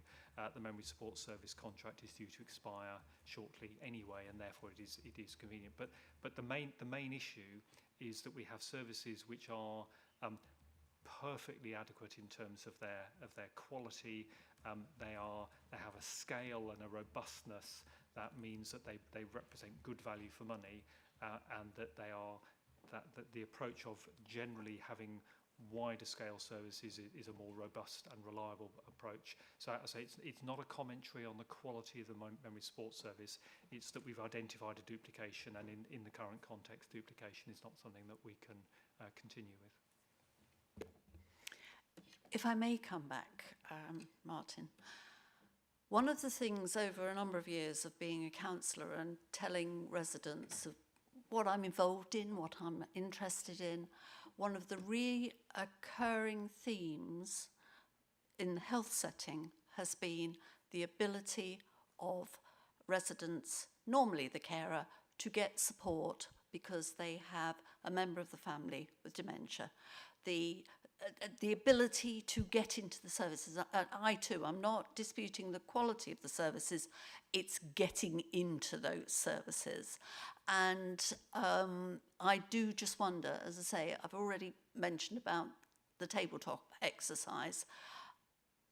You can give me all the reassurance that you like as far as the quality of the service, but I'm absolutely not certain. Anecdotal evidence from residents, we all know that dementia or dementias play a significant part in the health provision, not just in this county but in the country, and this does not feel like a very sensible move. Thank you. So I absolutely take your point about dementia. Dementia is a significant issue. It is life-changing for many people in our county, in our country, and I suspect that most of us in the room have a family member or a friend who has had dementia and have seen the impact on families. We are, as part of the work that I'm doing to strengthen the commissioning capacity in my directorate, we are going to be specifically looking at dementia and developing a commissioning strategy for dementia, and that will pick up all of the issues that you're reflecting, and therefore, one of the things that we'll consider will be about the information, advice, and guidance for people with dementia and their carers and families, and therefore that will allow us to consider the issue in the round and to see, do we need to adjust slightly the contracts that we have for the wellbeing service and for the carers service in terms of their ability to respond to the needs of people with dementia, and just you make the point about access to services. Those services already, as part of the key performance indicators that we manage them on, they have indicators in terms of their timeliness of responding to people and their ability to give effective information, advice, and guidance. So I absolutely recognise your concerns. We need to be keeping this issue under regular review, but the work that we've done, and it has been quite rigorous work on that, leads us to believe that this is genuinely duplication. And I think I can say that, you know, this was officer work that was done that has then been brought forward into the political domain. So this, I think it's, I'm allowed to say that I would have been sitting here making this recommendation regardless of what the political hue of the administration was. So, you know, just to be clear on that point. If I may just come back, and again, I've seen this before, but we seem to have a bit of a reoccurring theme around this is not a statutory service. So are we just going to, it feels like it's just blanket, okay, this isn't statutory, we can't measure preventative services, we're just going to get rid of them. So information and advice and guidance is a statutory service. We are required to provide information, advice and guidance, and we will continue to do so. We're not required to have a dementia-specific information, advice and guidance service. So in that sense, it's not a statutory service. But the Care Act is very clear that there is a duty to provide information, advice and guidance, and it needs to be suitable and accessible for the people who are drawing on it. Councillor Overton. Just a quickie. Thank you. Your comments have been reassuring for me. I would like to just ask what the phone number is, because I would like to be able to share that with people, and I might even test it out and see what information they can provide. That would be very helpful, and perhaps give them some information if they want it. Thank you. We can certainly get the phone number, the contact details for the Wellbeing Service and the Carers Service. It will all be on Connect to Support. But we're very happy to provide that through the DEM service system. Good to have it at our fingertips. Sort of thing you come across, and you know, people on the street want to know. Thank you very much. I take it there's no more questions. Thank you for your questions and comments. That now concludes the discussion on this item. I feel reassured by Martin that this is a duplicate service, so thank you for that, Martin. I propose that the committee has considered the report to the Executive Council for Adult Care and Public Health. I move that the summary of our comments be shared with the Executive Councillor for their consideration. Do I have a seconder? Councillor Reeve. Could I have a show of hands in favour, please? Thank you. Anybody against? Any abstentions? No, that is carried. Thank you so much. We now move on to agenda item 7. Future of the Mental Health and Wellbeing Community Investment Fund. This pre-decision scrutiny report can be found on pages 185 to 210 of the agenda pack. The decision is due to be considered by the Executive for Adult Care and Health between the 2nd and the 6th of March 2026. This report will be presented by Martin Samuels. We are getting our money's worth today. Can I go home then, Martin, and just leave you talking? Thank you very much. So members of the committee will be relieved. This is the last report that I will be presenting. So, Mental Health Community and Mental Health and Wellbeing Community Investment Fund, that rolls off the tongue. It sometimes gets abbreviated to MCWIF, but anyway, so this fund. So, since April 2023, LCC has had an arrangement with Shine to run the investment fund, which is essentially a scheme by which a number of relatively small grants are given to third sector organisations to enable them to undertake programmes and schemes which will support mental health and wellbeing in the community. So it's essentially a preventative service. Although the contract sits with LCC, the funding comes essentially 3/4 from the NHS, £1 million a year from the NHS, and 1/4 from LCC, £375,000 from LCC. This has been, as I say, an arrangement in place for several years, and we've seen really quite good impact from it. So it's been a scheme that has worked. We've been very pleased with it. However, a year ago, the ICB came to us and said that because of their cost pressures, they were no longer going to be able to contribute their £1 million contribution. I should say that we had quite a lot of very active conversation with them at the time, because the original suggestion was that they were going to stop funding on the 31st of March 2025, and that they were going to give us, and therefore Shine, and therefore the voluntary sector organisations receiving the funding, about 5 weeks' notice. Given that this was would be quite a significant impact on those organisations, and given that we felt that it's a positive scheme, we had intensive conversations with the ICB, and they agreed that they would fund in 26/7 the schemes which had already been started in the previous year, but they wouldn't support any new schemes.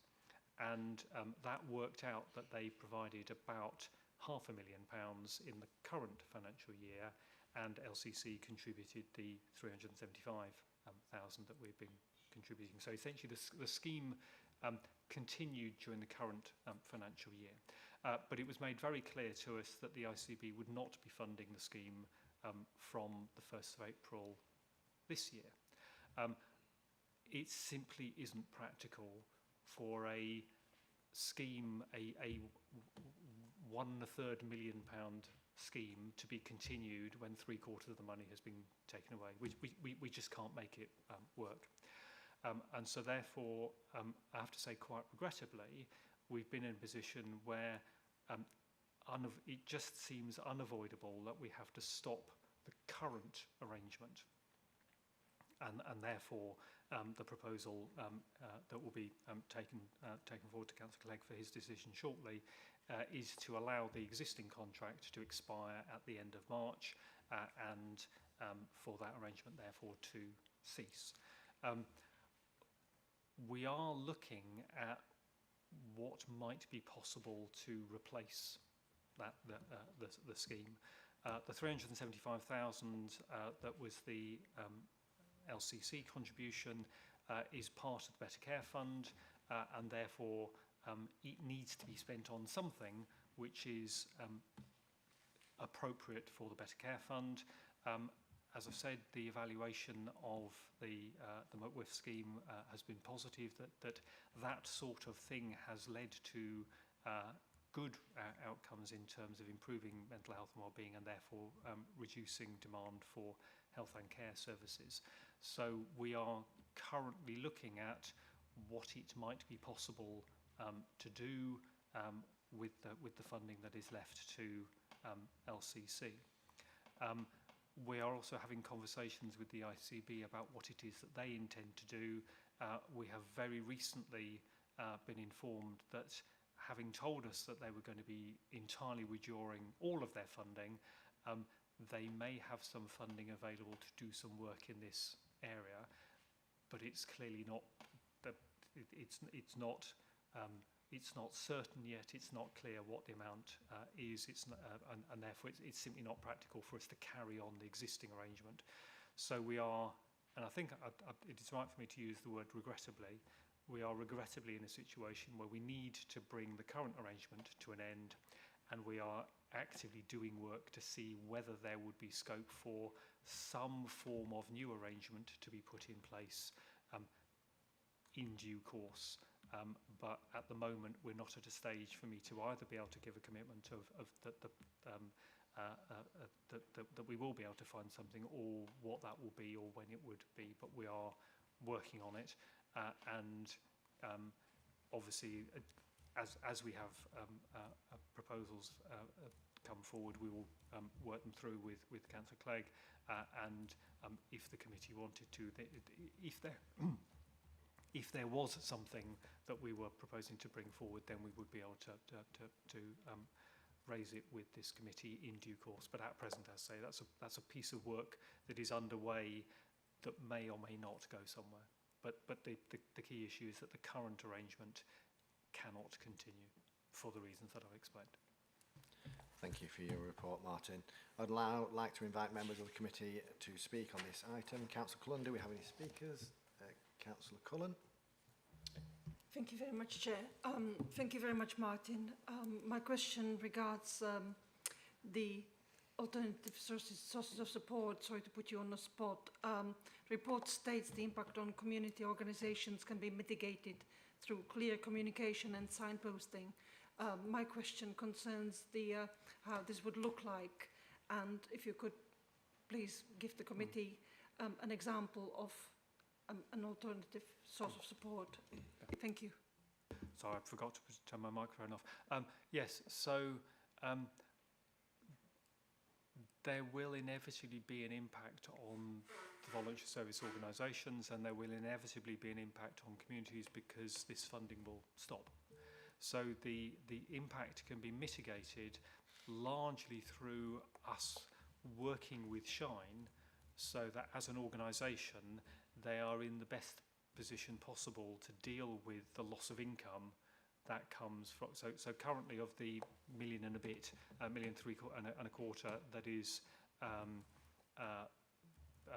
funded through this scheme, Shine take about they take 15% as the management fee to run the grants process and oversee the arrangements, and that's a substantial amount of money for an organisation like Shine, and for that funding to no longer be available is potentially quite a significant impact on Shine. So we are working with Shine to help mitigate the impact of that, so that they have as much notice as possible, and you know, we've been clear with them for the past year that, you know, our expectation is that this contract is going to come to an end at the end of next month, and therefore they should be planning on the basis of adjusting their organisation to deal with that. And similarly with the voluntary sector organisations that receive the funding, to be clear with them that we're expecting this fund to come to an end, and they therefore need to work on that basis, so it doesn't come as a surprise. So the mitigation is a transition, as opposed to making it so that there's not an impact of the loss of funding. So there will be a definite loss of funding, and there will be an impact on services, and there therefore will be an impact on Lincolnshire people. But the situation that we're in is that, and just to say that we've been working with LCVS as the voluntary sector infrastructure organisation, so that they can offer support from that perspective to providers. Thank you for clarifying. Thank you. Councillor Overton. Thank you. I'm really unhappy about this one. I also get their newsletters and I see the good work they're doing, and I have people in my area who access it, and in fact it's a lifeline for them, and I think some think they would simply die without it, shocking though that sounds. That's what they say. I don't see why, if we put in a third of a million last time, why we don't do that again. I don't, under a new contract, I don't know why if you let it fall, they've got to lay off the staff, they all got to be redundant, that costs money, then you've got to rebuild if you get another arrangement. So allowing it to fail, to fall to nothing, is damaging. And especially when we all clearly want it to continue. It's a well-run service, it's effective, it's saving lives. We should be making sure that it is supported. And I think you've already mentioned some options, like the Better Care Fund, and going back to the ICB to see if there's not anything available. Yes, you might have to change it, make it a bit less perhaps, but to drop it is just really damaging at a time when our residents do not need the loss of the things that are keeping them going, and just take those props away is really damaging. And all the talk that you rightly did about helping them through the transition is only about trying to close it with the least costs. Well, that's not what our residents want. That's not what they're interested in. They want the service. So I really object to this. And I think, we have to work much harder to make sure that it can continue, even if it's not for the same funds. Thank you. Thank you, Councillor. Councillor Woolley. Thank you, Chairman.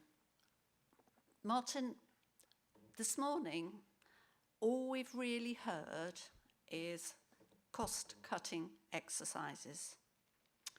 And it's very difficult to accept. Have you made these choices, or have you been told to make these choices? Because this is a very different scenario to barely 12 months ago. And I'm very much a believer in prevention being better than cure. I'm very much in a person who, with these sorts of contracts, oh yeah, the quick win is financial, you know, the money gets saved. But in the long run, in the next 12, 24 months, those individuals that are being supported now come into our very expensive services, and in the long run, it costs us a lot more. Now, I don't want to give you a lot of grief if your hands have been tied, but this is a completely wrong way to go. And I don't know how you're going to answer me, because it must be exceedingly difficult to be diplomatic. But the point is, as Councillor Overton has just said, this is not what our residents want. It may be what the Executive Councillor wants, or indeed the Executive itself, but it is not what our residents want. Thank you, Chairman. Thank you, Councillor. Do we have any more questions? Martin, do you want to come back? Yes, so I think you know me well enough as an experienced officer that I'm not going to stray into political territory. I think I've several times said that it is regrettable that we are in this position with this particular scheme. This is a scheme which has proven that it works. It's a scheme which is valued, as Councillor Overton has said, it's valued by Lincolnshire people. I value it. It is a scheme which I think is a effective and positive scheme. I would be very happy for it to continue. But we're in a position where 3/4 of the money comes from the ICB, and the ICB has turned off the tap. So we simply cannot continue the current arrangement other than in a radically different format, because we simply haven't got the funding to do that, because the ICB has turned off the tap for their reasons. And I'm not going to be critical of the NHS, because I know they have financial pressures, and all organisations need to make the decisions that they do. So under the current arrangement, as I said earlier, Shine take about £200,000 a year for the management cost of the scheme. And that's been appropriate in a £1.33 million scheme, because it's 15%, and that's pretty standard. You would expect a management cost of around about that. But for a £375,000 scheme, £200,000 would be more than half of it, and that just isn't that isn't practical or realistic, and it can't work. As I've said, we are actively looking to see, with the £375,000 that's in the BCF allocated to this, what is it that we can do with it that will be valuable and useful for Lincolnshire people? So this is one of those instances where it's not intended to be a cut from LCC, because the money hasn't been taken away and put to the bottom line, because the money is in the BCF and needs to be spent in the BCF. We have to spend it on something. And although we can't continue with the scheme as it is, I say, because the ICB has taken away the funding, we are actively looking to have something else that would use this funding in a beneficial way for Lincolnshire people. And we're working to do that as quickly as we can. I would have been happier if I'd been able to say today, we're proposing to terminate the contract, and from the 1st of April we will have something else in its place. That is where I would rather have been. I haven't got the staffing capacity to have done all of the work that has been needed in order to get us through the budget process and to sort out the contracts and the like that are necessary here. I haven't had the capacity in team to also be able to work out what the future looks like. So we're now at the end of the budget process. We now have the capacity in the team to be looking forward. So I've got people looking forward now as to what we might be able to do, but inevitably there is going to be a gap. But this is an instance where we are pushed into this position because 3/4 of the funding is no longer available, and we are actively looking to see can we find something else, can we build something else that will work for Lincolnshire people. So this isn't intended to be a cut from the LCC perspective. I hope that gives you some reassurance. Thank you. Councillor Rowe first, Councillor Overton. Thank you, Chairman. Councillor Rowe. Not really a question, more of a comment. I struggle with this. I see that we shouldn't be bailing out another organisation that's got cuts in their funding.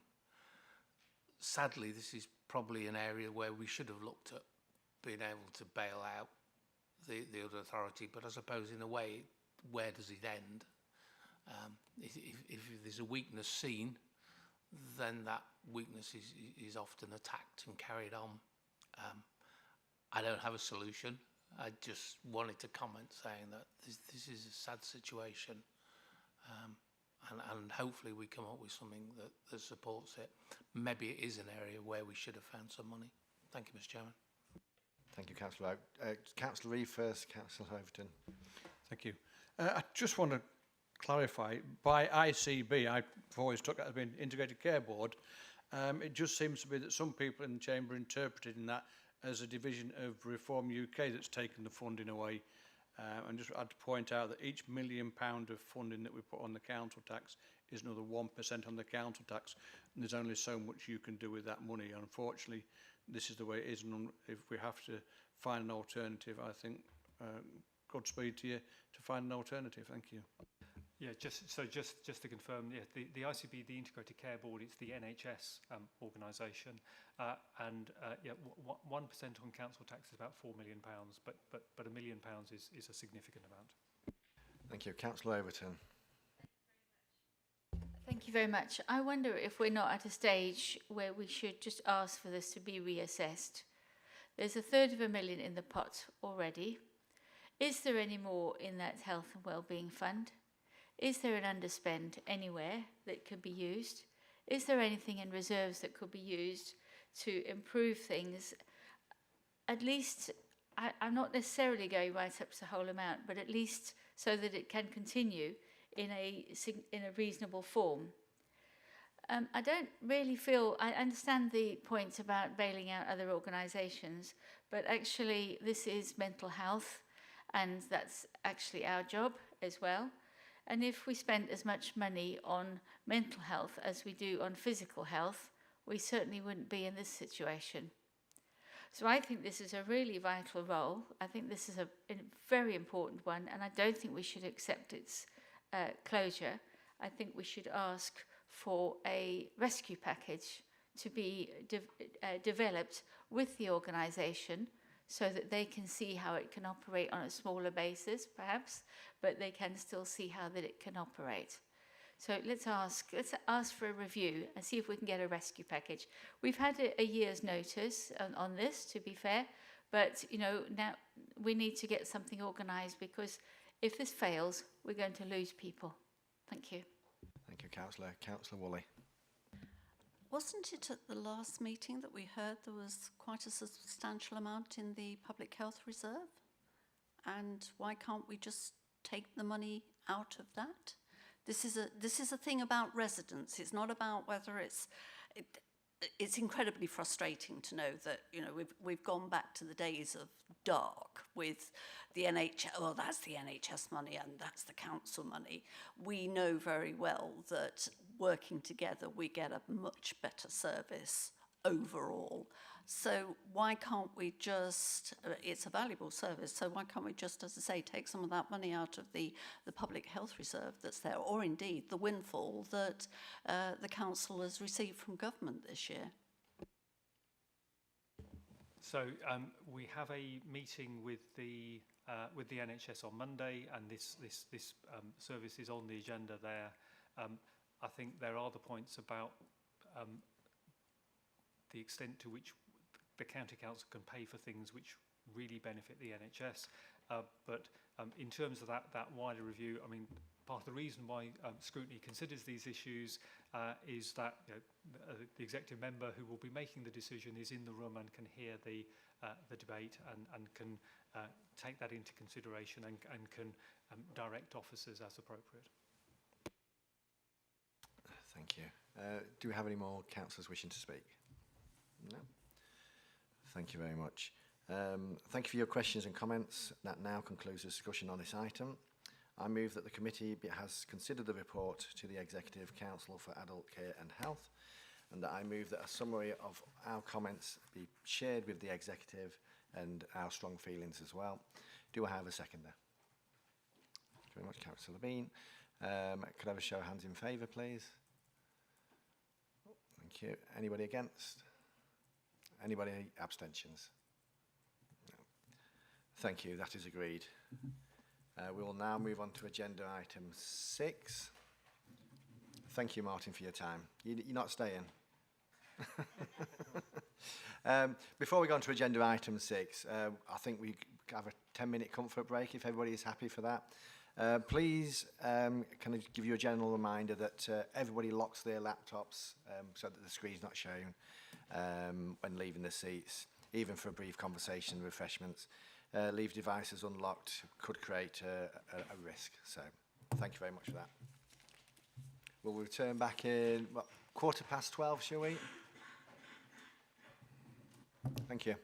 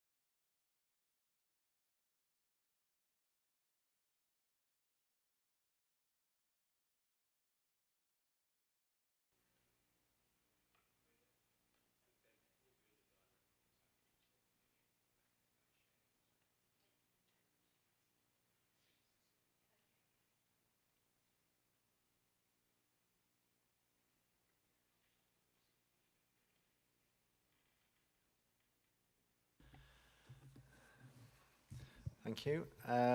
Agenda item 6, Direct Payment Support Service Extension. This pre-decision scrutiny report can be found on pages 171 to 184 of the agenda pack. The decision is due to be considered by the Executive Councillor for Adult Care and Health between the 9th and the 13th of March 2026. The report will be presented by Carl Miller, Senior Strategic Commercial and Procurement Manager. Carl, over to you. Thank you. Thank you, Chairman.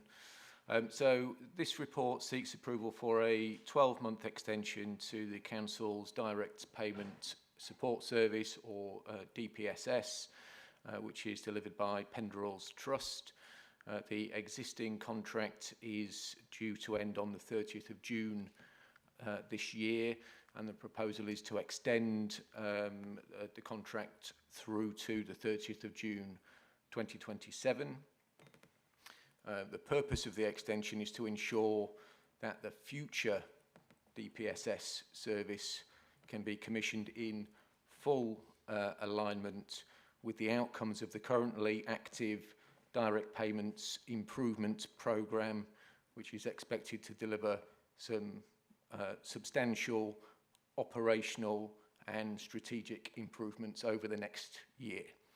The service itself plays a critical role in enabling the Council to meet its duties under the Care Act by supporting people with eligible needs to manage their direct payments effectively.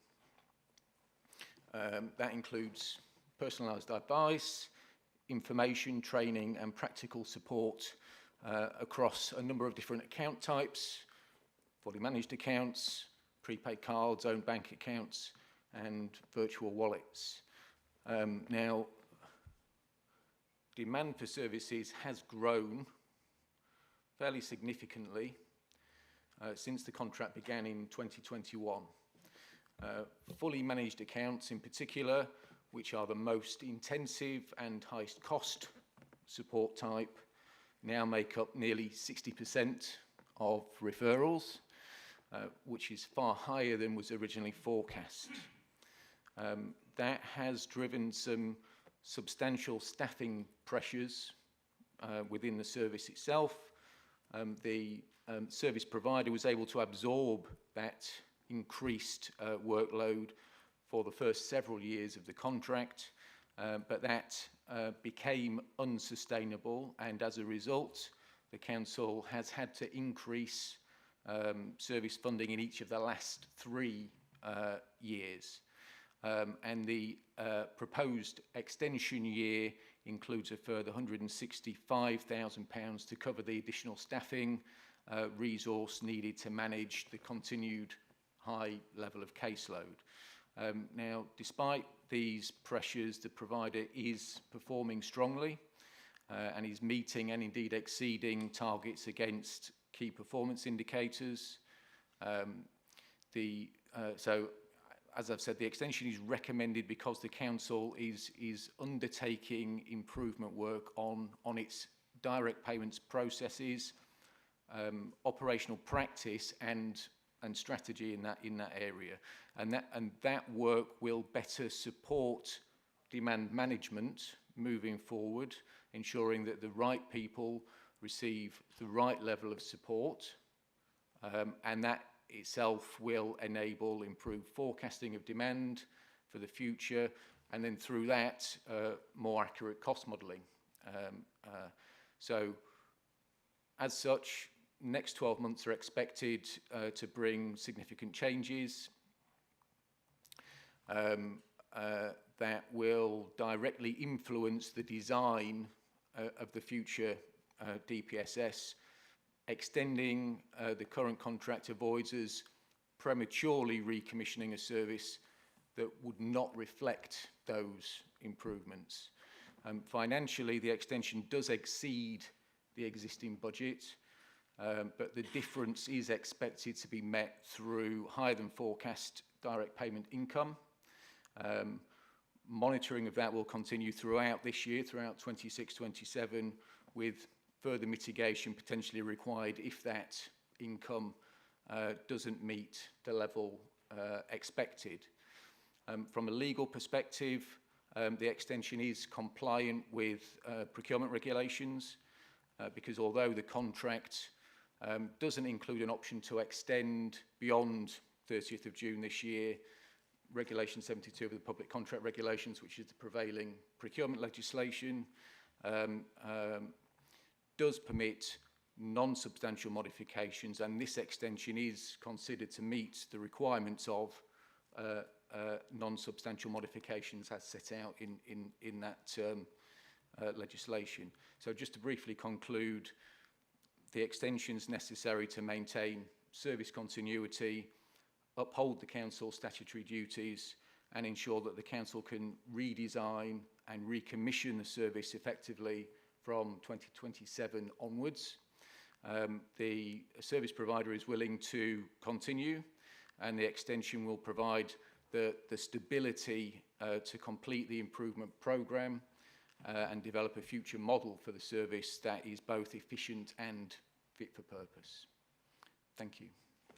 Thank you, Carl. I would now like to invite members of the committee to speak on this item. Councillor Cullen.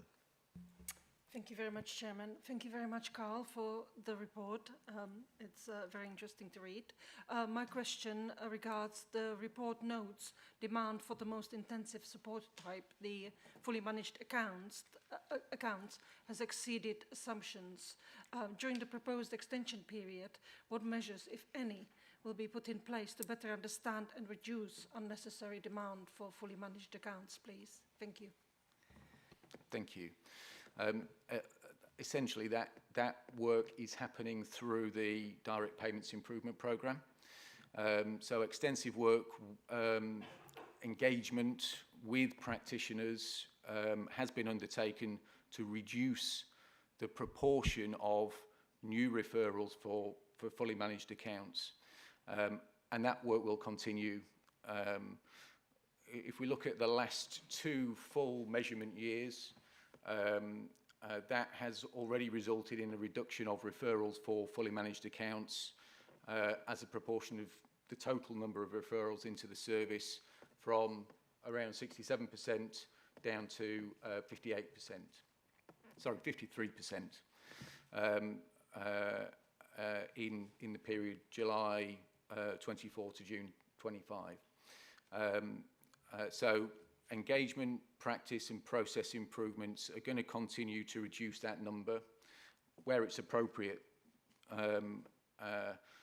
It is important to note that despite the reduction in those fully managed account referrals, the overall number of fully managed accounts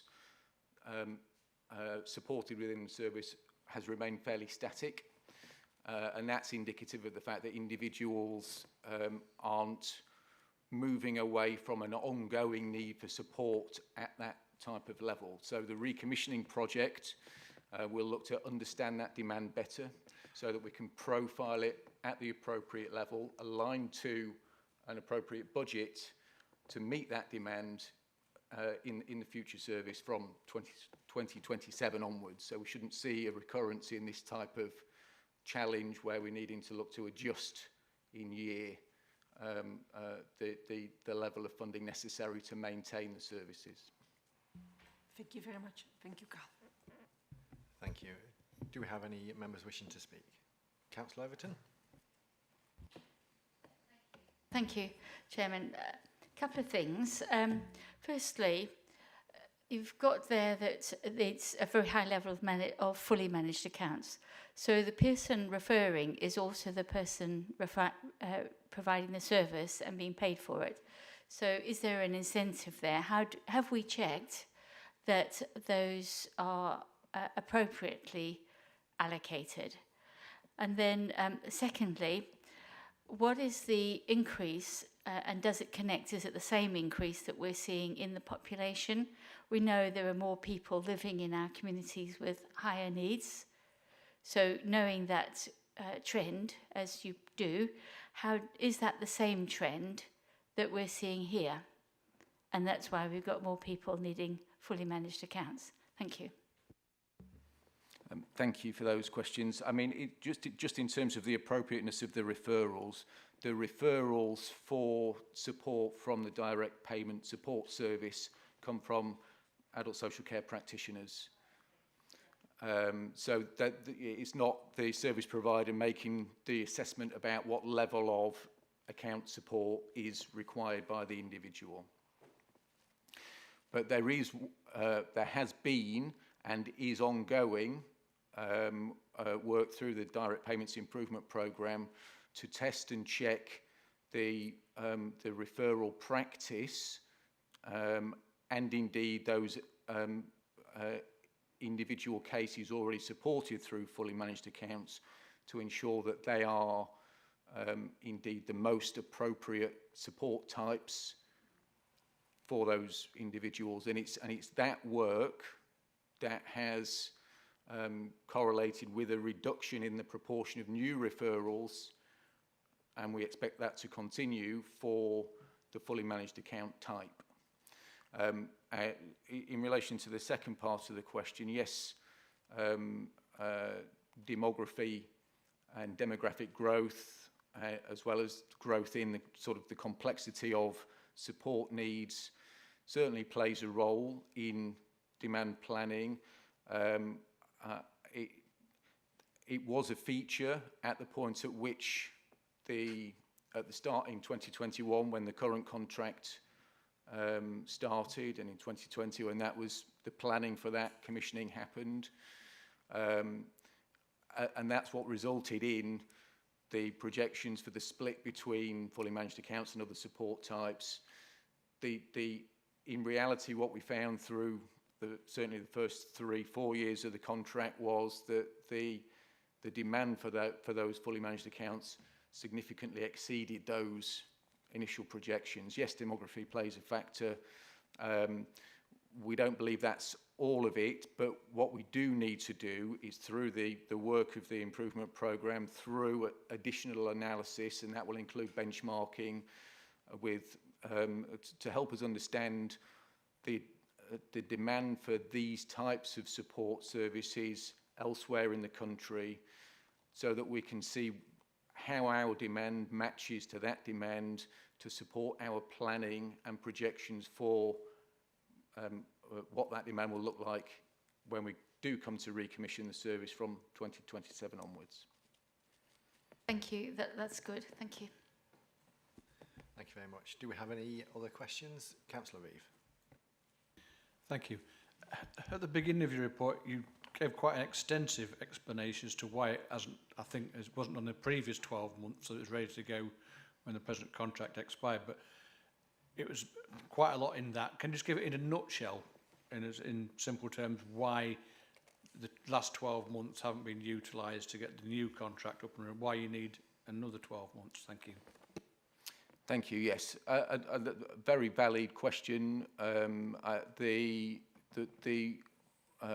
The work of the direct payments, the adult care improvement programme and direct payments work stream is complex and involved. That work has been ongoing over the course of the last 18 months or so, and a recommissioning programme has been active throughout that time alongside it as well.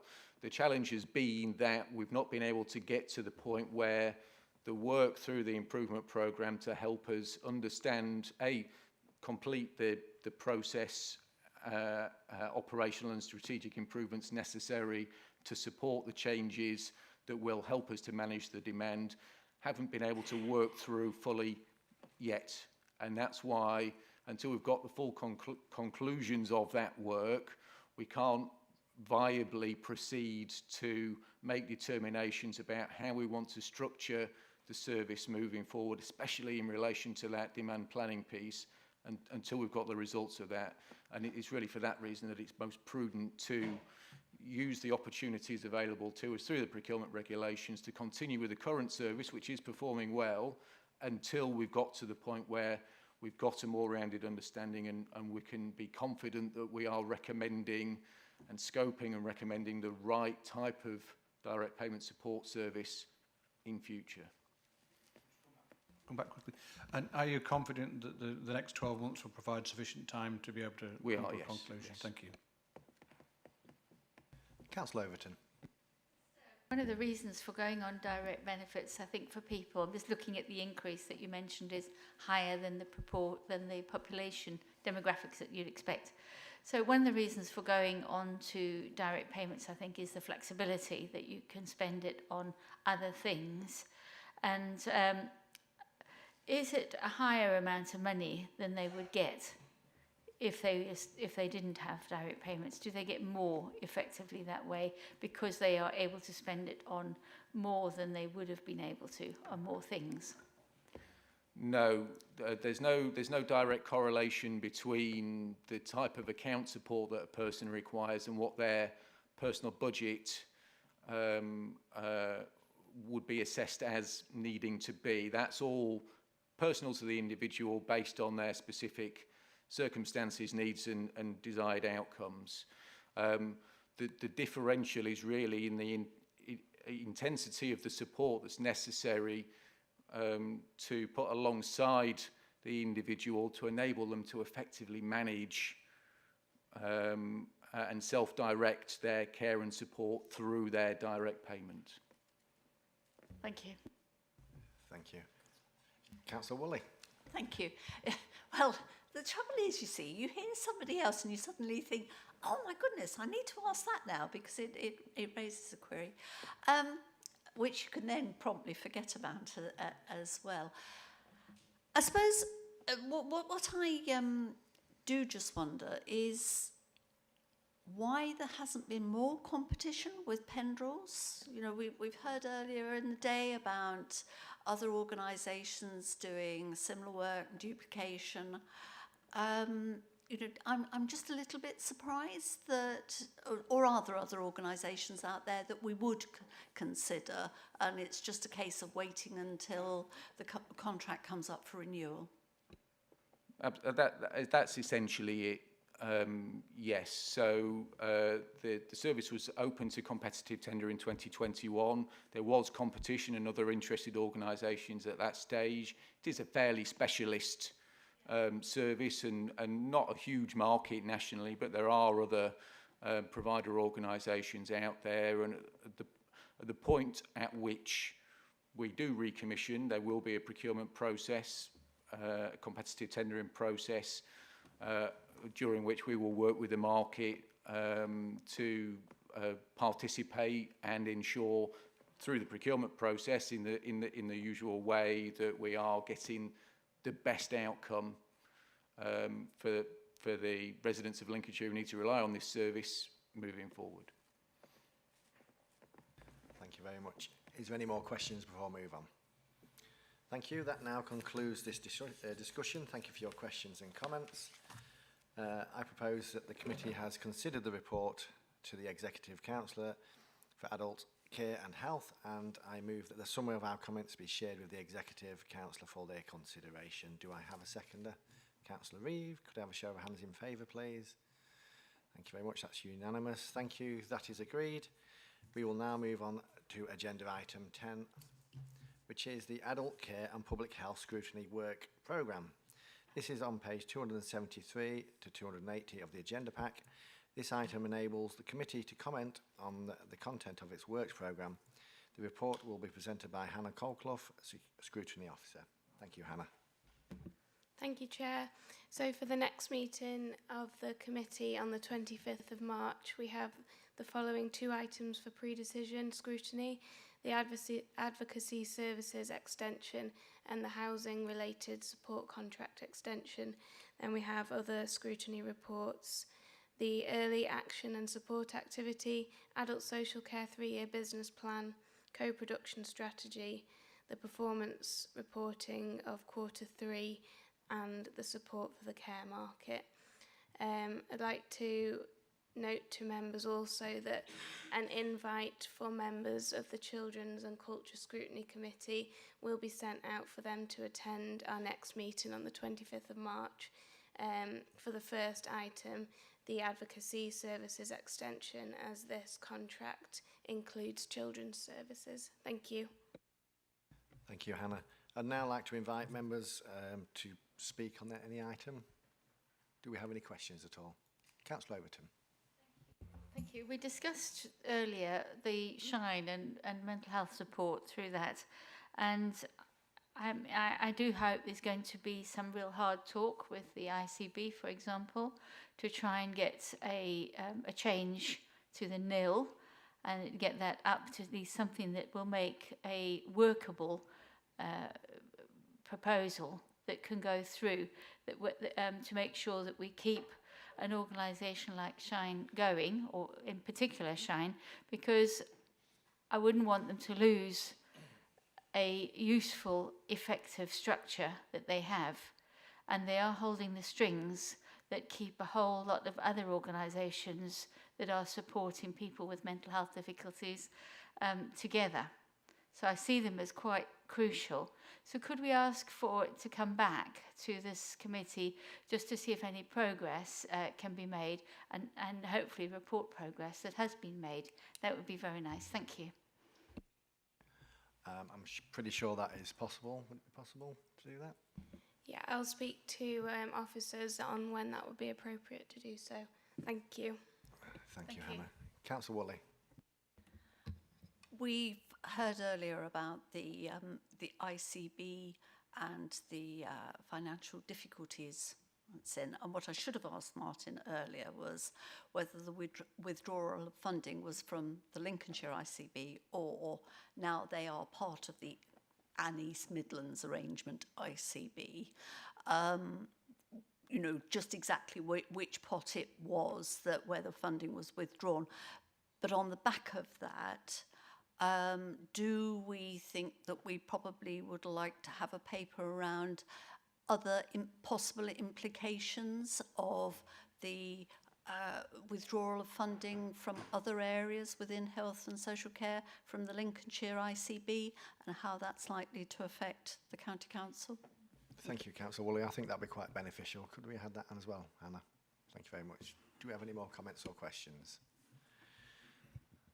Thank you for your comments and questions. This now concludes the discussion on this item.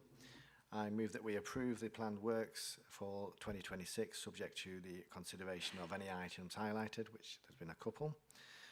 Does anyone dissent? If so, please indicate now. Thank you, that is agreed. Thank you so much for your attendance. That is now the end of the meeting. Have a safe journey home. Thank you.